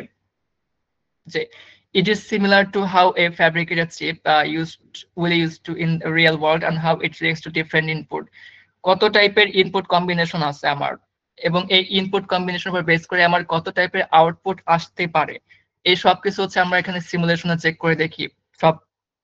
এখানে লেফট সাইডে হচ্ছে আমার একটা এক্সাম্পল দেওয়া আছে 2x1 মার্কস এর, যে আমাদের 2x1 মার্কসে কি হয়, যে দুইটা ইনপুট থাকে, একটা সিলেক্টর থাকে, যে ওই সিলেক্টর উপর বেস করে আমার ইনপুটটা আউটপুটে পাস করবে কি করবে না এটা ডিফাইন করা হয়। এখানে যে মাউসে কার্সর কি দেখা যাচ্ছে, সিলেক্টর ইনপুট যখন হচ্ছে আমার লো তখন আমার এই সিগন্যালটা পাস করবে, এবং সিলেক্টর ইনপুট যখন হাই তখন আমার বি সিগন্যালটা পাস করতেছে, এটা হচ্ছে আমাদের আউটপুট। আর 4x1 মার্কস, ফুল অ্যাডার, এগুলা নিয়ে অলরেডি হচ্ছে শুভ ডিসকাস করছে, তাই আমি সার্কিট নিয়ে অত বেশি ডিসকাস করতেছি না। আমি জাস্ট হচ্ছে ভেরিফিকেশনে কি কি করা হয় সেই জিনিসটা একটু দেখাচ্ছি, কোডটাও পুরোপুরি ডিসক্রাইব করলাম না যেহেতু সময় সাপেক্ষ এবং খুবই কম সময় আছে। এটা হচ্ছে আমাদের 4x1 একটা বাক্স, উপরেরটা S0, S1, P, Q, R, S, এবং এটা হচ্ছে আমাদের F আউটপুট। একটা 4x1 মার্কসে আমার ইনপুট হচ্ছে চারটা ইনপুটের জন্য আমার চারটা আউটপুট কম্বিনেশন থাকতে পারে এবং আসবে। যদি আমার ইনপুট P1 হয় সেক্ষেত্রে আমার কম্বিনেশন 0 0 এর জন্য আমি এই P-টা পাবো আউটপুটে। যখন এই যে আমার 0 0 তখন আমি আউটপুটে P পাচ্ছি। যখন 0 1 আসতেছে তখন আমার কিউতে কি আছে, 0 আছে, আউটপুটে কি আসবে 0। এরকম যখন আমার 1 0 তে তখন আর এ কি আছে, আর এ আমার 1 আছে, সেক্ষেত্রে আউটপুট 1। এইভাবে হচ্ছে আমার সার্কিটের যে ক্লক গুলা আছে এবং হচ্ছে ইনপুট কম্বিনেশন উপর বেস করে আমার আউটপুট কম্বিনেশন কি কি পাচ্ছি, ঠিক মতো কাজ করতেছি কিনা, সবকিছু পুঙ্খানুপুঙ্খ ভাবে হচ্ছে এই ডিবি সেকশনে হচ্ছে চেক করা হয়। এটা একটা কম্বিনেশন দেখানো হয়েছে, এরপর আরো কম্বিনেশন থাকতে পারে আমার, সবকিছু হচ্ছে এখানে দেখা হয়, প্রায় 1000 খানেক কোড লাইন করে এখানে চেক করা হয়। এখন আসা যাক why DV is challenging and crucial. More time is spent in testing of chips than during its design. ডিজাইনের থেকে টেস্টিং এ হচ্ছে আমার সবচেয়ে বেশি যে সময়টুকু ব্যয় হয় হচ্ছে ডিভিতে। ডিভি সবচেয়ে যতগুলা ডিপার্টমেন্ট আছে উল্কা সেমি থেকে শুরু করে চিপ ডিজাইনের, ডিবি হচ্ছে সবচেয়ে কমপ্লেক্স, কারণ এখানে মিলিয়নস থেকে বিলিয়নস অফ কম্বিনেশন থাকতে পারে। ফর এক্সাম্পল একটা কাউন্টার যদি আমি চিন্তা করি, 3 বিটের counter, total number of state 2 to the power 3 8, right? কিন্তু যখন আমি 64 বিট কাউন্টার চিন্তা করব তখন কতগুলো স্টেট আসতে পারে? 2 to the power 64, huge number of state. তো এই যে এতগুলা স্টেট, এই সবগুলা স্টেট কিন্তু হচ্ছে আমার কভার করা লাগবে। কোন একটা স্টেট যদি আমি ছেড়ে দেই, ওই স্টেটে যদি বাগ থাকে সেক্ষেত্রে আলটিমেটলি আমার চিপে ওই বাগটা থেকে যাচ্ছে। সো এই সবকিছু অলমোস্ট 99 থেকে 99.5 বা 99.9% এই টাইমটুকু আমার এই ডিজাইন সেকশন ডিভি সেকশন হচ্ছে ব্যয় হয়। এবং এইখানে আমার কর্নার কেসেস কি কি আছে, টাইমিং ডায়াগ্রাম, তারপর হচ্ছে রিসেট, সবকিছু একসাথে প্যারালাল ইভেন্ট আকারে চলে। The chips can take monthly to simulate fully. So why chips must never fail? One tiny bug, millions or even billions can be lost. আমাদের হিউম্যানের ক্ষেত্রে মাথার ব্রেইনটা হচ্ছে সবকিছু, that is central processing unit. যদি আমরা compare করি হচ্ছে আমাদের চিপের সাথে, কম্পিউটারের হার্ট হচ্ছে চিপ, এবং এই চিপের উপরে হচ্ছে ডিপেন্ড করে পুরো সিস্টেমটাই হচ্ছে চলে। এখন যদি চিপ আমার কোন একটা ফল্ট থাকে বা হচ্ছে বাগ থাকে, সেক্ষেত্রে চিপ ফেলিয়ার হবে। অনেক আগে সম্ভবত 1980 সালের দিকে হচ্ছে ইন্টেলে একবার হচ্ছে চিপ ফেলিয়ার হয়েছিল বাগের কারণে, অনেক টাকা তারা লস খাইছে। ইভেন হচ্ছে ম্যানুফ্যাকচারিং যে তাদের একটা ইয়া ছিল, রেপুটেশন ছিল, সেই রেপুটেশন হচ্ছে তারা লস খাইছে। এবং এই চিপের সাথে আমাদের মানুষের সেফটি এন্ড সিকিউরিটি জড়িত। যদি আমরা ধরি আমাদের একটা ট্রাফিক সিগন্যাল চিপের সাহায্যে চলে, যদি এটা ফল করে রাস্তার মধ্যে অনেক বড় সড় দুর্ঘটনা ঘটতে পারে এবং ওই দুর্ঘটনায় মানুষ মারাও যেতে পারে। সো এই জিনিসগুলো হচ্ছে খুবই ভাইটাল একটা জিনিস, যার কারণে চিপ কখনোই ফেল হওয়া উচিত না। একটা চিপ সাকসেসের পেছনে ডিভি ইঞ্জিনিয়ারদের কিরকম রোল থাকতে পারে? First line of defence against bug. আমাদের মানুষের ক্ষেত্রে রোগ জীবাণু, ভাইরাস, এইগুলো হচ্ছে শত্রু, যে এইগুলার বিরুদ্ধে আমাদের রক্তের কণিকাগুলো হচ্ছে ফাইট করে। ঠিক সেম ভাবে বাগের বিরুদ্ধে হচ্ছে এই ডিবি ইঞ্জিনিয়াররা ফাইট করে, যে আমার এই বাগটা কেন আসলো বা কিভাবে আসলো, এই বাগটা আমি কিভাবে সলভ করতে পারি, এই সবকিছু ডিবি ইঞ্জিনিয়াররা হচ্ছে করে থাকে। Simulate, stress test and validate RTL. DV engineer must design comprehensive test plans that drive stimulus to the device under test, that is that to verify its behavior for a set of inputs. এরপর একটা device যখন ফুলি verify করা হয়ে যায় তখন হচ্ছে আমরা এটাকে পরবর্তী স্টেপে পাঠাই, that is tape out or synthesis. না হলে দেখা যাবে আমার চিপের কোন একটা সমস্যার কারণে কোম্পানি ম্যাসিভ ফিনান্সিয়াল লস হইলো, রেপুটেশনাল ড্যামেজ হলো, এজন্য কোম্পানি লস খাবে, সাথে নিজের চাকরিও চলে যাবে।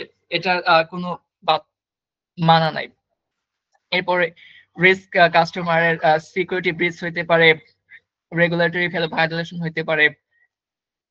আচ্ছা, DV career path, challenges and demand.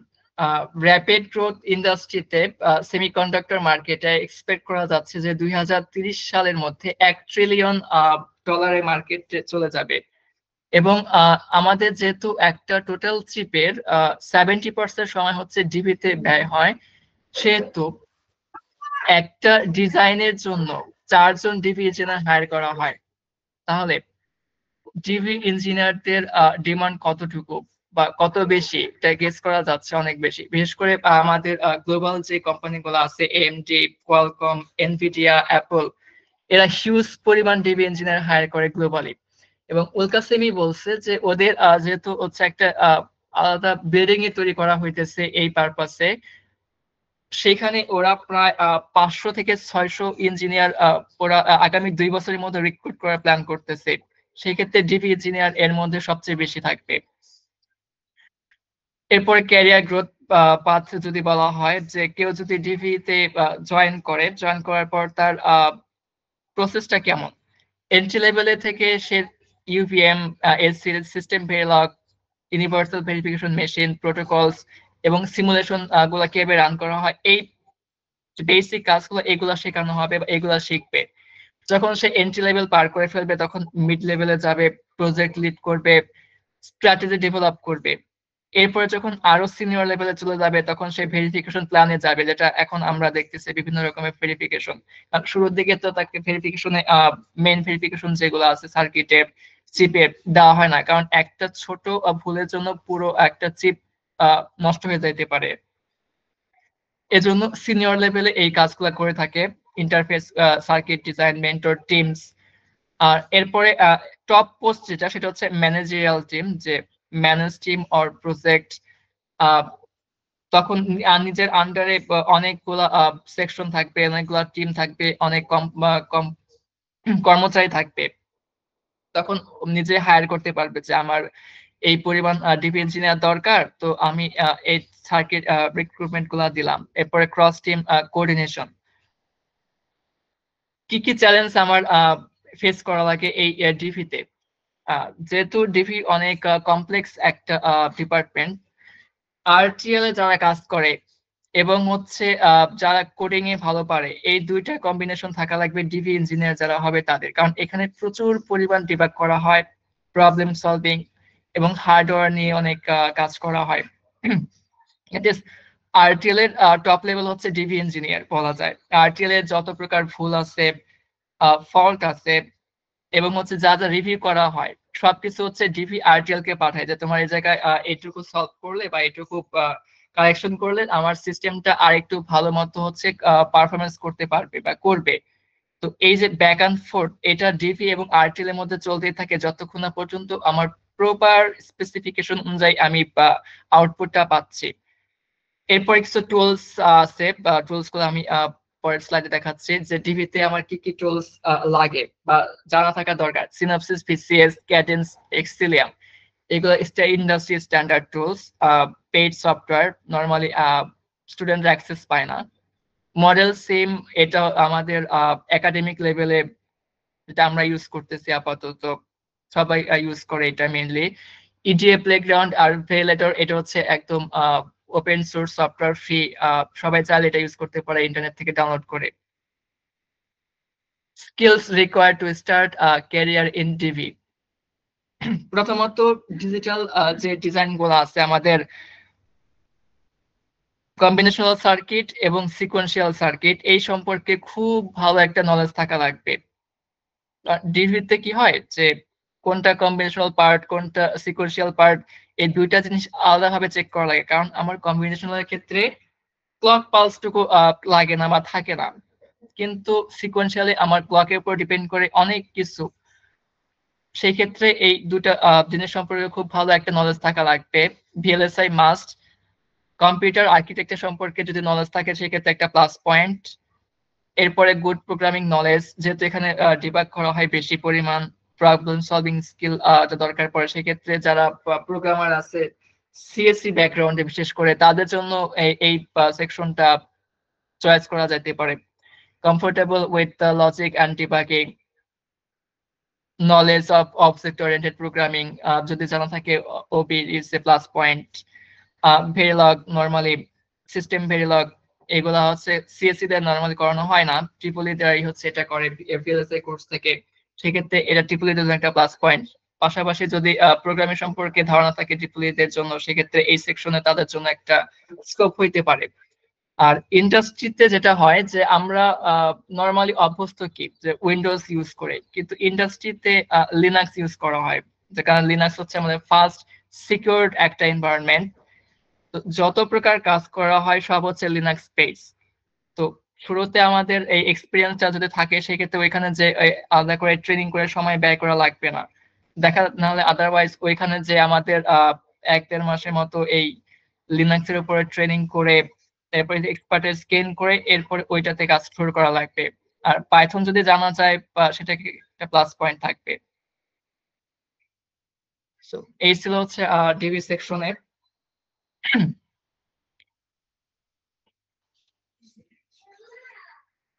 কার কোনো কোশ্চেন থাকলে বা অথবা আমাদের স্লাইড শেষে পুরোপুরি আমরা সবাই একসাথে কম্বিনেশন আনসার দিব যদি কোনো কোশ্চেন না থাকে এখন।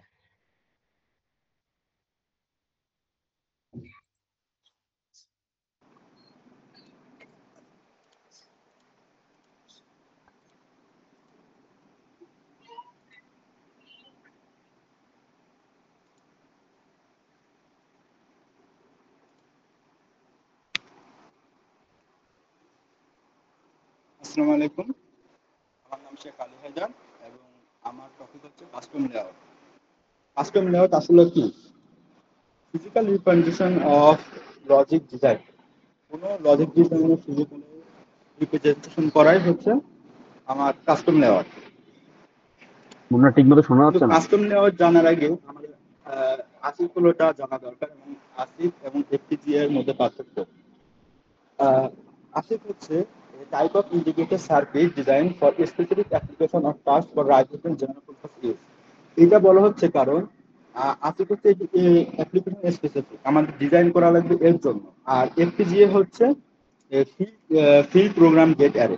এখন ফিল্ড প্রোগ্রাম গেট অ্যারের ক্ষেত্রে আমাদের চিপ ডিজাইনের ফ্লোটা সম্পূর্ণ আলাদা। এখন আমাদের ASIC ফ্লোর জন্য আমাদের এটা ডিজাইন করা লাগবে এবং ASIC এর ক্ষেত্রে আমাদের যে অ্যাডভান্টেজ গুলো হচ্ছে এগুলো পাওয়ার এফিশিয়েন্ট হয়, সাইজ অনেক ছোট করা যায়, সিকিউরিটি থাকে এবং আমার প্রয়োজন অনুযায়ী আমি কতটুকু দরকার, কোনো ফিচার দরকার কি দরকার না সেই অনুযায়ী আমি অ্যাড বা কাট করতে পারি। এই ASIC ফ্লোর ক্ষেত্রে আমাদের এখানে দেখা যাচ্ছে যে কাস্টম লেআউটটা আমাদের ফিজিক্যাল ডিজাইনের মধ্যে পড়ে। এর ভিতরে দুটো আছে, একটা হচ্ছে পিএনআর, একটা কাস্টম লেআউট। দুটো মোটামুটি প্যারালালি চলে, কিন্তু কাস্টম লেআউট সবার লাস্টেই বলা যায়, কারণ সবার লাস্টে এটা ডিজাইন করা হয়। ফিজিক্যাল লেআউট কি? আগে বলছি physical layout logic, physical representation of logic design.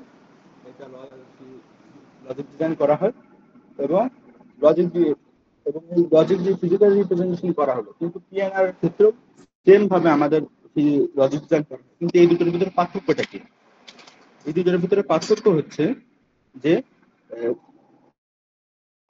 PNR ক্ষেত্রে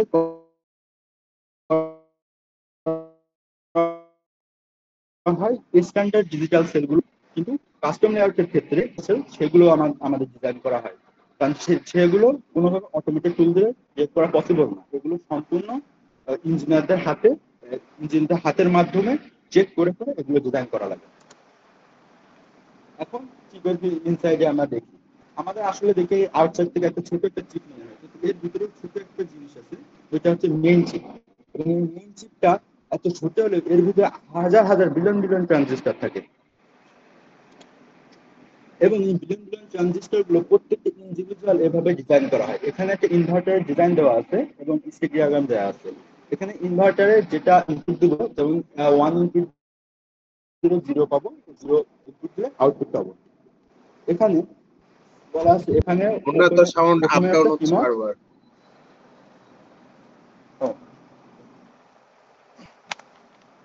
এখানে উপরে আছে পিমস এবং নিচে আছে এনমস এবং এখানে যে এখানে একটা লেয়ার না, এখানে দুটো লেয়ারে তৈরি করা। আমরা সাধারণত স্টিক ডায়াগ্রামে বা আমরা ক্লাসে করি যে আমাদের যে কোনো একটা লেয়ারের মাধ্যমে আমাদের ডিজাইন করা, কিন্তু এখানে দুটো ডিজাইন করা, কারণ যত বেশি লেয়ার তৈরি করব তত প্যারাসিটিক রেজিস্ট্যান্স ক্যাপাসিটি কম হবে, এটা আমরা পরে দেখব। এখানে আমাদের দেওয়া আছে মেটাল 1 মেটাল 2 এবং মেটাল 1 এর সাথে যেটা কানেক্টেড সেটা ভায়া 0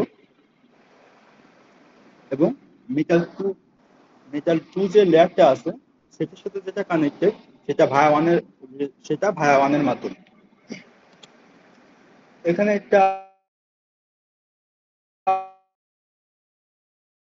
উদাহরণ যে ডিজাইন দেওয়া আছে সেটা যদি আমরা ফিজিক্যালি রিপ্রেজেন্ট করি সেটা আমাদের লেআউটে এভাবে দেখা যায়।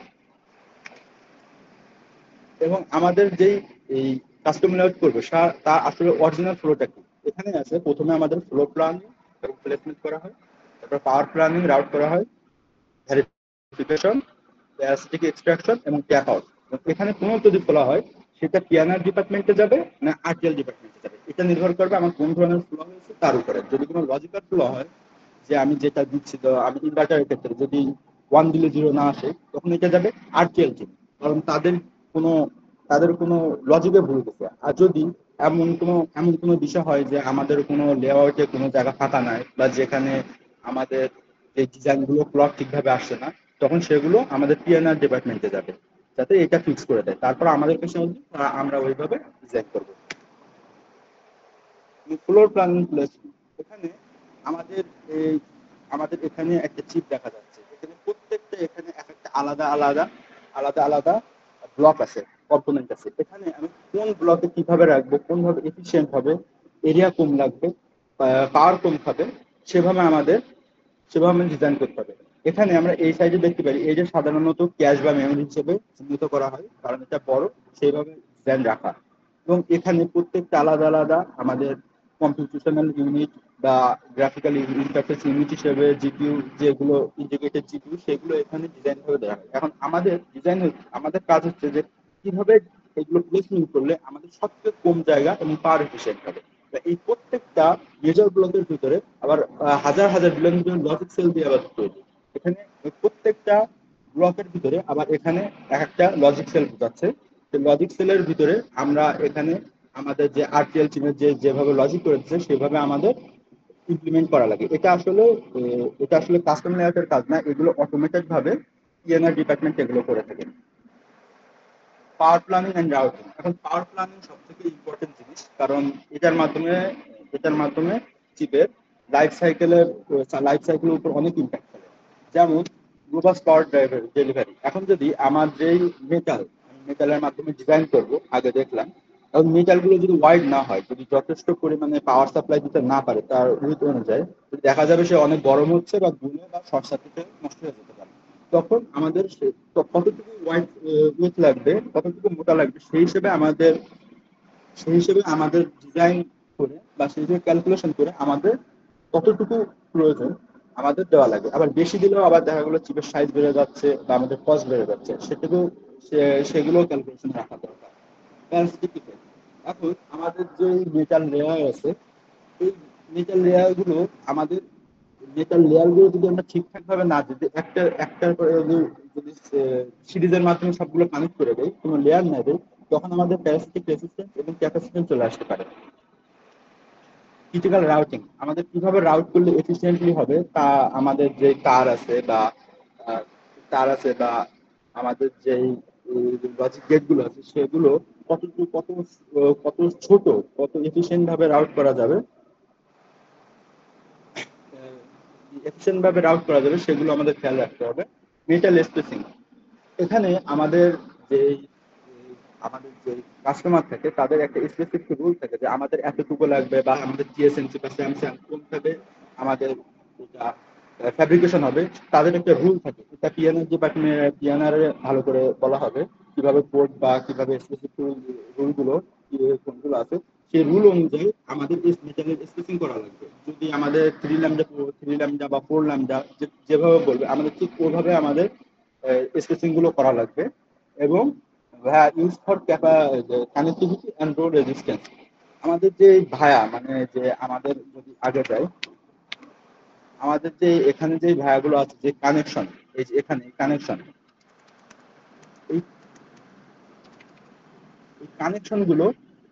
কানেকশন গুলো আমাদের লেয়ার বাই লেয়ারে দেওয়া লাগবে। যত লেয়ার বেশি হবে আমাদের তত ক্যাপাসিটেন্স এবং রেজিস্ট্যান্স গুলো তত কম হবে, আমাদের জন্য ততটুকু ভালো, সেগুলো আমাদের খেয়াল রাখতে হবে।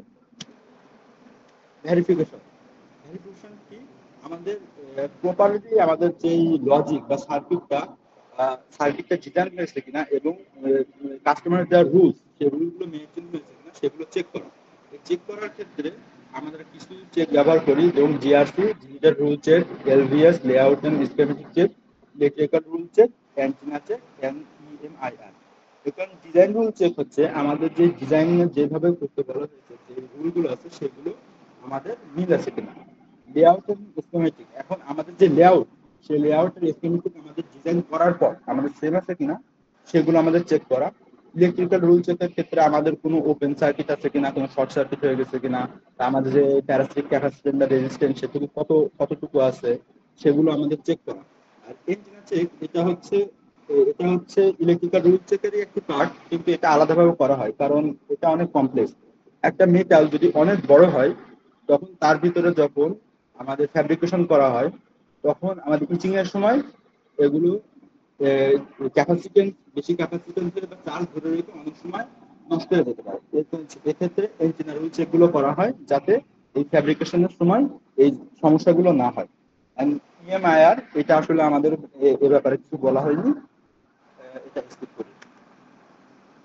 প্যারাসিটিক এক্সট্রাকশন আগে বলছি যে আনইনটেন্ডেড ইলেকট্রিক্যাল কম্পোনেন্ট বা unintentional introduce into circuit design due to physical layout and manufacturing. এখন আমাদের আনইনটেন্ডেড যে কোনো কিছুই আমাদের প্যারাসিটিক বলতে পারি। সাধারণত আমাদের ক্যাপাসিট্যান্স, রেজিস্ট্যান্স, ইন্ডাকশনসই এই ক্ষেত্রে আমাদের ধরা হয়। আর বাকিগুলো ইলেকট্রিক্যাল রুল চেকের মাধ্যমে আমাদের ওগুলো সলভ করা হয়। এখানে প্যারাসিটিক ক্যাপাসিট্যান্স, রেজিস্ট্যান্স, ইন্ডাকশনস এগুলো আগেই বলা হয়েছে যে যদি মেটালের উইথ বেশি বা কম বা লেন্থ অনেক বড় হয় সেক্ষেত্রে এই যে ক্যাপাসিট্যান্স, রেজিস্ট্যান্স, ইন্ডাকশনস এগুলো আমাদের শো করে।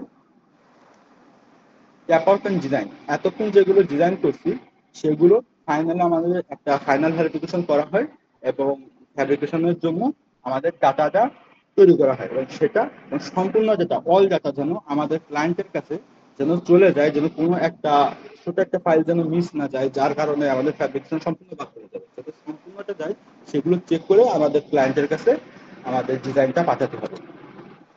এখন এখন আসি যে লেআউট ডিজাইনারদের আসলে কাজটা কি। মানে এখানে যে আমরা ডিজাইন করলাম তার সাথে অনেক কাজগুলো আছে, বাইরের কাজ, সেগুলোও কিন্তু আমাদের অ্যাকাউন্টে রাখতে হয়।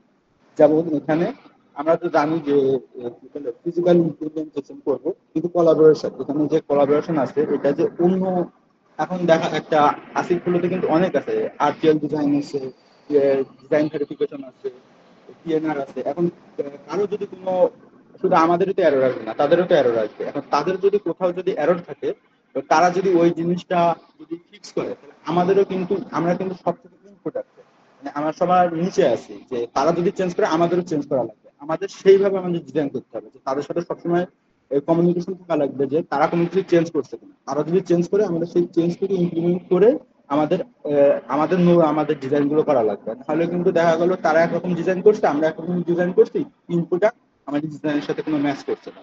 এবং ভেরিফিকেশন করা লাগবে, অপটিমাইজ করা লাগবে, যেমন পাওয়ার, স্পিড, রিলায়েবিলিটি, এন্টেনা, ইএমআইআর এগুলো চেক করা লাগবে।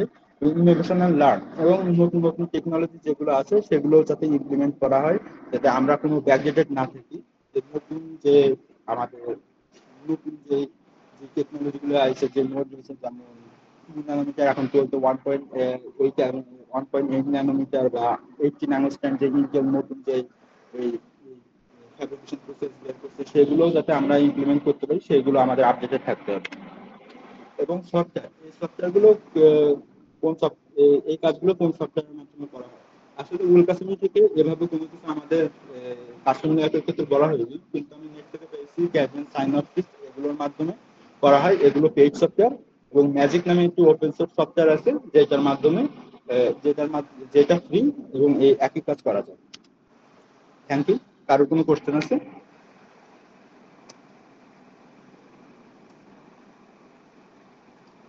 কারো যদি কোশ্চেন না থাকে তাহলে পরে মুসাফিরকে ডাক দিচ্ছি।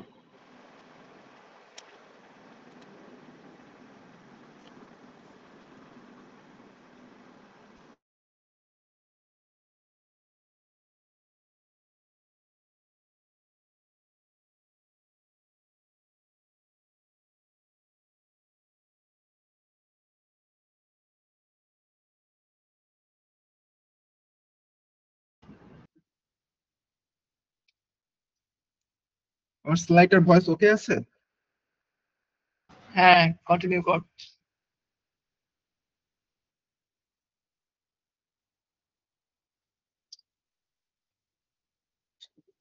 গুড আফটারনুন এভরিওয়ান, আমি মুসাফির হক। আমার পূর্ববর্তী সকল প্রেজেন্টার তারা হচ্ছে খুব সুন্দরভাবে তাদের ডিপার্টমেন্ট গুলা ডিভি আরটিএল নিয়ে খুব সুন্দরভাবে বলছে। বেসিক্যালি শুরুতে হচ্ছে আইডিন ইন্ট্রো পার্টেই লেআউট ডিজাইনের যে অ্যাডভান্স রূপটা, মানে হচ্ছে জটিল সিস্টেম গুলো যে পিএনআর এ আইসি ফিজিক্যাল ডিজাইনে চলে যায়, প্লাস সফটওয়্যার নিয়ে কিছু বলছে। আর রিক্রুটমেন্টের ক্ষেত্রে ফাইম অনেক কিছুই বলছে। তো দেখা যায় যে পিএনআর টিমের যে রিক্রুটমেন্টটা, সেটা সার্কুলারটা সামনে দেখানো হবে। ওখানে দেখা যায় যে আইসি ফিজিক্যাল ডিজাইন সম্পর্কে যদি আগে কারো ধারণা থাকে তাহলে সেটা একটা প্লাস হিসেবে কাজ করে। আর শুভ অনেক basic VLSI design plus TLD নিয়ে বললো। যে লিনাক্স এনভায়রনমেন্টের কথাটা বললো, দেখা যায় যে ম্যাক্সিমাম যেহেতু আইসি ফিজিক্যাল ডিজাইনের লেআউট ডিজাইন নিয়ে অনেক কাজ থাকে, তো লিনাক্স এর ইউজটা এখানে সব থেকে বেশি হয়।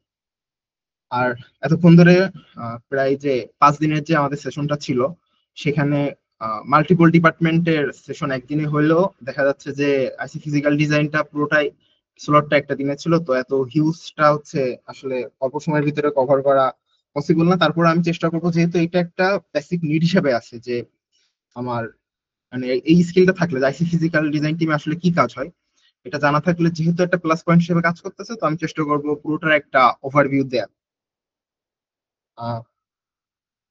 ফার্স্টে হচ্ছে এখানে হচ্ছে আমি ফিজিক্যাল ডিজাইন তার ফ্লো চ্যালেঞ্জ এটাকে কিভাবে আসলে আমার ভেরিফাই করা হয় এই বিষয়গুলো নিয়ে হচ্ছে আমি জানার চেষ্টা করব।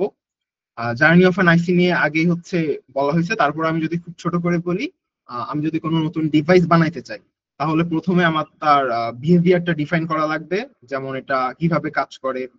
এরপর সেটাকে এইচডিএল কোড দিয়ে লেখা, যেমন হচ্ছে ভেরিলগ। তারপরে হচ্ছে আমার গেট লেভেলে রূপান্তর করা। এরপর হচ্ছে প্লেস এন্ড রুটাই। শেষে হচ্ছে আমার লেআউট ভেরিফাই করে সেটা হচ্ছে আমার ফ্যাব্রিকেশনে পাঠানো হয়, যেখানে আসলে হচ্ছে আমার চিপটা তৈরি হয়। তো কোশ্চেন আসছে যে ফিজিক্যাল ডিজাইনটা আসলে কি। এখানে আমি যদি খুব সহজভাবে বলি যে ডিজাইন টিম থেকে অ্যানালগ ডিজাইন বা ডিজাইন ভেরিফিকেশনের পরে যখন হচ্ছে আইসি ফিজিক্যাল ডিজাইনের ডিজাইনটা আসে, এখানে কাজ হয় মূলত আমার চিপগুলো ব্লক ওয়াইজ সঠিকভাবে বসানো। এখন যে ডিজাইনের দিক না কেন এটা ইফিশিয়েন্ট ওয়েতে ব্লক গুলা বসানো প্লাস রুট গুলা ডিজাইন করে কানেক্টেড সুন্দরভাবে করা হয়। এখানে আসলে খুব বেশি ভেরিফিকেশন হয় না। এখান থেকে কাজটা করার পরে আবার ভেরিফিকেশন টিমে যায়। ওইখান থেকে যদি কোনো নির্দেশনা আসে যে না এর ওয়াইটটা এতটুকু কমাইলে হয়তো বা এফিসিয়েন্সি একটু ভালো হবে, কারেন্ট ফ্লো ভালো হবে, তার লেন্থটা একটু বাড়াইতে, জেনারেলি লেন্থ গুলা নিয়ে কাজ করা হয় না। লেন্থ গুলা নিয়ে কাজ করলে হচ্ছে আসলে দেখা যায় যে চেঞ্জটা অন্যরকম হয়। তো ম্যাক্সিমাম সময় উইথের চেঞ্জটা নিয়ে কাজ করা হয়। আর মেইনলি তার দিয়ে পুরো বিষয়টা হচ্ছে কানেক্টেড করা এবং ব্লক গুলা বসানোই হচ্ছে আমার ফিজিক্যাল ডিজাইনিং এর কাজ থাকে। এখানে ফিজিক্যাল ডিজাইনের ইনপুট এন্ড আউটপুট লাগে। এখানে ডিজাইনের জন্য বেশ কিছু ইনপুট লাগে, যেমন gate level net list, design constructs আর টেকনোলজি ফাইল। আর আউটপুটে মেইনলি আমি হচ্ছে জিডিএসআই নামক এক ধরনের ফাইল থাকে, যেটা হচ্ছে আমার ডিরেক্ট ফেব্রিকেশন কোম্পানিতে হচ্ছে পাঠানো হয়। আর এখানে হচ্ছে কোডিং এর কিছু পার্ট আছে, যেহেতু আমার সময় অনেক কম আমি হচ্ছে বেশি কিছু এক্সপ্লেন করবো না। তো কোডিং থেকে দেখা যায় যে এখানে যেহেতু এখানে আমার ব্লক গুলো বসানো বা এই টাইপের সিমুলেশনের কাজ, তো দেখা যাচ্ছে পিচ কতটুকু হবে, ওয়াইট কতটুকু হবে, অফসেট, এরিয়া, বেসিক্যালি এই জিনিসগুলো টেকনোলজি লিখে। বা স্ট্যান্ডার্ড সেলের ক্ষেত্রে দেখা যায় যে হচ্ছে আমার সিগন্যাল গুলা, মেটাল লেয়ার, তারপরে হচ্ছে পাওয়ার সিস্টেম যে কোথায় কিরকম হবে। বেসিক্যালি কোডিং এর মাধ্যমে আমরা হচ্ছে লেআউটের যে এরিয়া, উইথ, লেন্থ প্লাস যে বসানো হবে কোন ভাবে বসালে আমার হচ্ছে নির্দিষ্ট এরিয়ার ভিতরে খুব সুন্দরভাবে কভার করা যাবে। কোডিং এর ক্ষেত্রে এই জিনিসগুলোর গুরুত্ব দেওয়া হয়। ইলিফ ফাইল গুলো হচ্ছে মানে বেসিক্যালি তাহলে চিপের যে স্তরগুলা, সাইজ, স্পেসিং প্লাস থিকনেস, এগুলো জেনারেলি নির্ধারণ করে। এগুলো না থাকলে আসলে ইলেকট্রনিক্স ইন্ডাস্ট্রির যে রুলস আছে ওই অনুযায়ী রাউটিং আসলে অসম্ভব হয়ে পড়ে।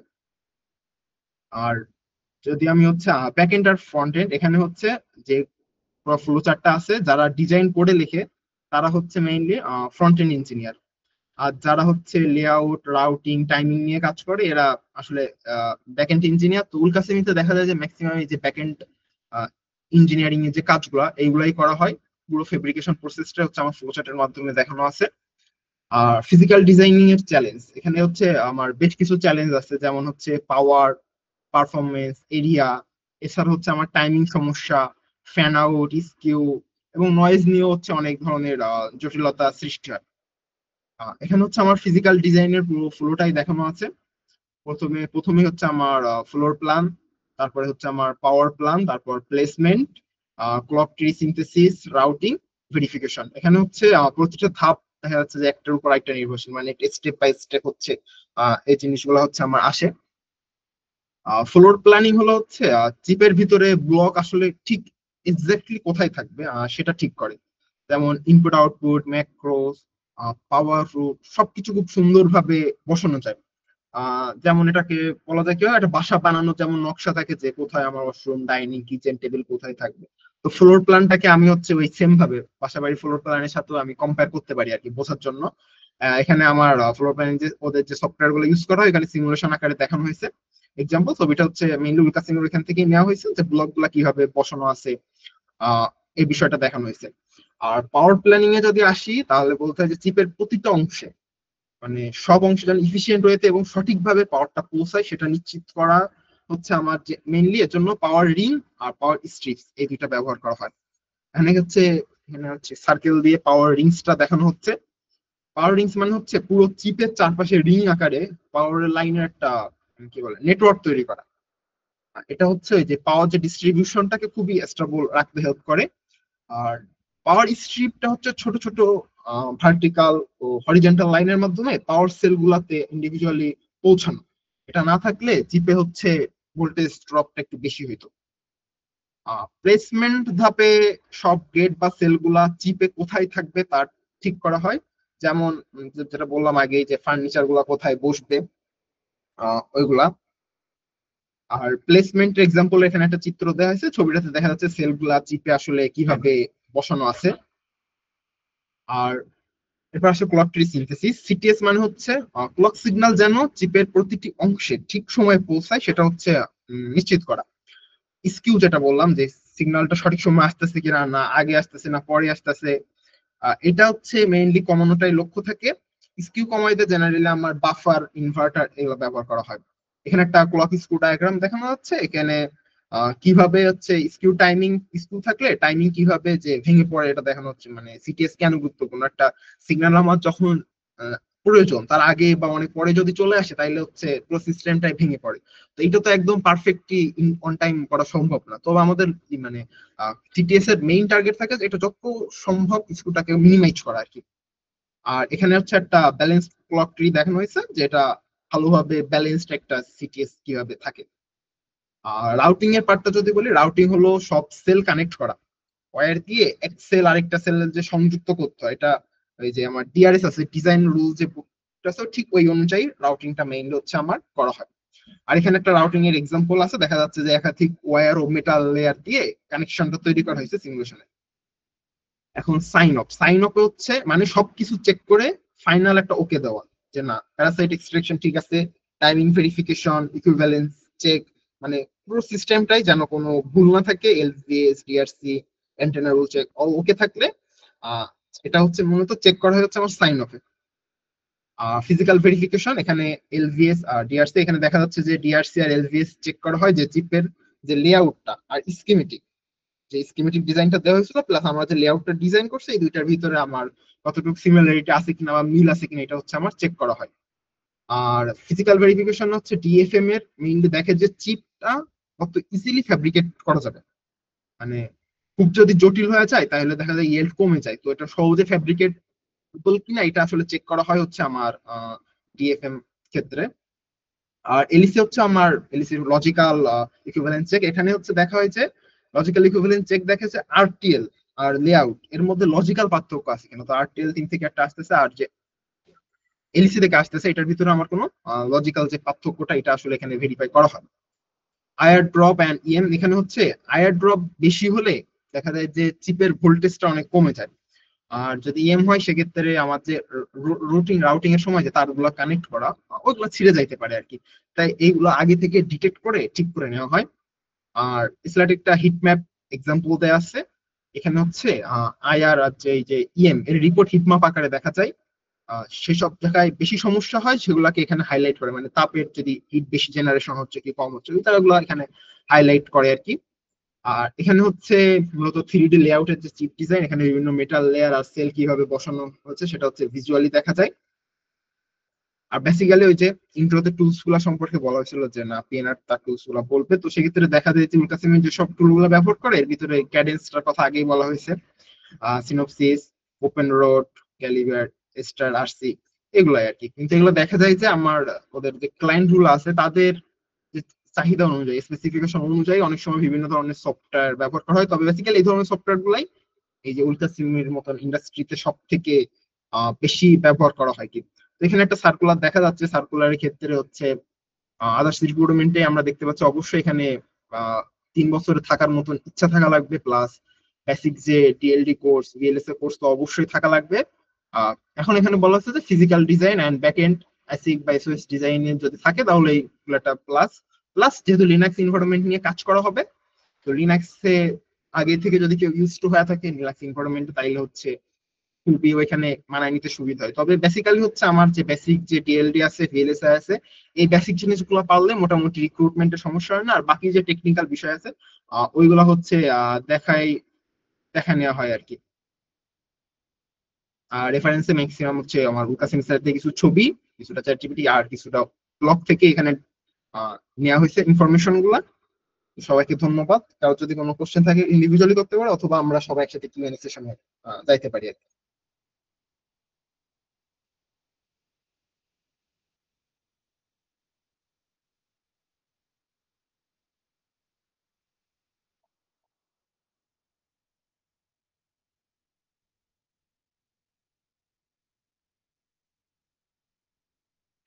আচ্ছা, কেউ তো কোনো মনে কোয়েশ্চেন করতেছে না। হয়তো পার্সোনালি জিজ্ঞেস করবে আমাদেরকে পরে, সমস্যা নেই, আমরা তো কোনো অ্যান্সার দিতে পারবো। তো এখানে আমাদের সব থেকে ডিফিকাল্ট ছিল যেটা, আমরা দেখা গেছে 5 দিনের ট্রেনিং এ প্রতিদিনই প্রায় 5-6 ঘন্টা করে আমাদের ওখানে ব্যয় করতে হয়েছে। আর সেই প্রতিদিনের সেই টপিক গুলা একবারে 1 ঘন্টা 2 ঘন্টার মধ্যে কভার করা আমাদের খুবই ডিফিকাল্ট ছিল। না, আমাদেরকে এত এত কনসেপ্ট, এত এত অ্যাডভান্স টপিক দেখানো হয়েছে বা বোঝানো হয়েছে, যেগুলো হচ্ছে আমরা অনেক স্কিপ করে যেতে বাধ্য হয়েছি আর কি। তো আমরা চেষ্টা করছি আর যে যতটুকু সম্ভব, যতটুকু কমের মধ্যে বা সার্ভিস দিয়ে যতটুকু জিনিসটা সম্পর্কে আইডিয়ালাইজ করা যায় বা ভিজুয়ালাইজ করানো যায়, আমাদের যারা আছে জুনিয়র যারা আছে ওদের যতটুকু হেল্পফুল হয়, আমরা চেষ্টা করছি যাতে হচ্ছে এই জিনিসটা বুঝতে পারে সবাই। আশা করি অনেকেই বুঝতে পারছে, বা আমাদের এই এতটুকু কষ্ট সার্থক হবে যদি সবাই অ্যাটলিস্ট এই সম্পর্কে আইডিয়া রাখে আর কি, যে ভিএলএসএ বলে কিছু আছে এখানে, যে আমাদের স্কোপ আছে এটা সম্পর্কে আইডিয়া রাখে। আহ এমনি কোনো কোয়েশ্চেন থাকলে করতে পারেন, নাহলে আমরা পরবর্তী হয়তো কোয়েশ্চেনের অ্যান্সার দিব আর কি, যদি আমাদের পার্সোনালি জিজ্ঞেস করে। মানে এত হিউজ ছিল 5 দিনের যে সিলেবাসটা, অল্প সময়ে কভার করা আসলে অনেক কষ্টের বিষয় ছিল। তারপরে হচ্ছে ওভারভিউ একটা দেয়া গেছে যেন সবাই হচ্ছে একটু এগুলো নিয়ে ফার্দার অ্যানালাইসিস করতে পারে। আর আমাদের কাছে আসলে তো যেহেতু আমাদের রিসোর্স গুলো আছে, আমরা হয়তো আরো ইন পার্সন হেল্প করতে পারবো। আর একটা বিষয় হচ্ছে, আমাদের কিন্তু ওল্ড ক্লাসমেটকে কোনো প্রকার স্লাইড প্রদান করা হয় নাই। আমরা সেশন যখন চলছিল তখনই কিছু ছবি আছে আমরা তুলে রাখছিলাম, পরে ওগুলোর বেসিসে আমরা হচ্ছে কি নিজেরাই কিছু স্লাইড বানাইতে আজকে প্রোগ্রামের জন্য। ওরা হয়তো একটা মতো স্লাইড আমাদের প্রোভাইড করছে, যেটা আসলে খুব একটা ইফেক্টিভ হয়নি আর কি এখানে প্রেজেন্ট করা হবে। আর কারণ হচ্ছে এখানে ওদের সিকিউরিটি কনসার্ন ছিল, ওরা যেসব ক্লায়েন্টের সাথে কাজ করে কখনো চায় না বলে কেউ জানো, এই জন্য হচ্ছে ওরা ওগুলো কখনো শেয়ার করতে চায়নি। ইনফ্যাক্ট আমরা যখন ওদের ইন্ডাস্ট্রি ভিজিট করতে গেছিলাম বা ওদের ওয়ার্ক স্টেশন, আমাদের ওরা ফুল অ্যাক্সেস কখনোই দেয়নি, কারণ হচ্ছে এটা খুবই সেন্সিটিভ একটা জায়গা। তো ওরা আসলে এগুলো খুব মেনটেন করে আর কি। উলকাসিমির পাশাপাশি আরো বেশ কিছু কোম্পানি আছে, যেমন নিউরালসিমি আছে, যারা হচ্ছে ফ্রেশার্সদের নিয়োগ দিয়ে থাকে। আহ, আর আরো কয়েকটা আছে যেগুলো একটু সিনিয়র হওয়ার পর নিয়োগ দেয়। তো ওগুলাতে হয়তো অনেকে ফোকাস করতে পারে। কারণ সব থেকে ইম্পর্টেন্ট বিষয় হচ্ছে উলকাসিমিতে জয়েন করার জন্য সিজিপিএ কোনো ম্যাটার করে না। এটা এটা ওরা সবাই সবসময় বলতে, এখানে সিজিপিএ কোনো ম্যাটার না, এখানে যা লাগবে সেটা স্কিল এবং কন্টিনিউয়াস আপনাকে শিখের মধ্যে থাকা লাগবে। আর রেজিলিয়েন্স বলেন, ধৈর্য বলেন, সবকিছু এখানে খুব ইম্পর্টেন্ট। এমনও অনেক গল্প শুনছি যে ওখানে একজন 7 দিন ধরে বাসায় যায় না, কারণ হচ্ছে ওর কাজ শেষ হয় নাই। বিশেষ করে ডিবি টিমে যারা কাজ করে ওদের অনেক ডিবাগিং স্কিল দরকার হয় আর কি। সো ওদের অনেক সময় যে সিমুলেশন গুলো দেখতে হয়েছে। তো একটু ইন্টারেস্ট থাকলে আহ, হয়তো এই সেক্টরটা অনেকের জন্য ভালো হতে পারে আর কি। যেহেতু এখানে ফিউচারে দেশের বাইরে যাওয়ার স্কোপ থাকে, ওরা নিজেরা পাঠায় অনেক সময়। আর এই সবগুলা ফিল্ডে সফটওয়্যার বলেন বা কনসেপ্ট গুলো আইডিয়া থাকলে অনেকে ফেব্রিকেশন বা হচ্ছে পরবর্তী রিসার্চে কাজে লাগাইতে পারে আর কি। So, এতটুকু।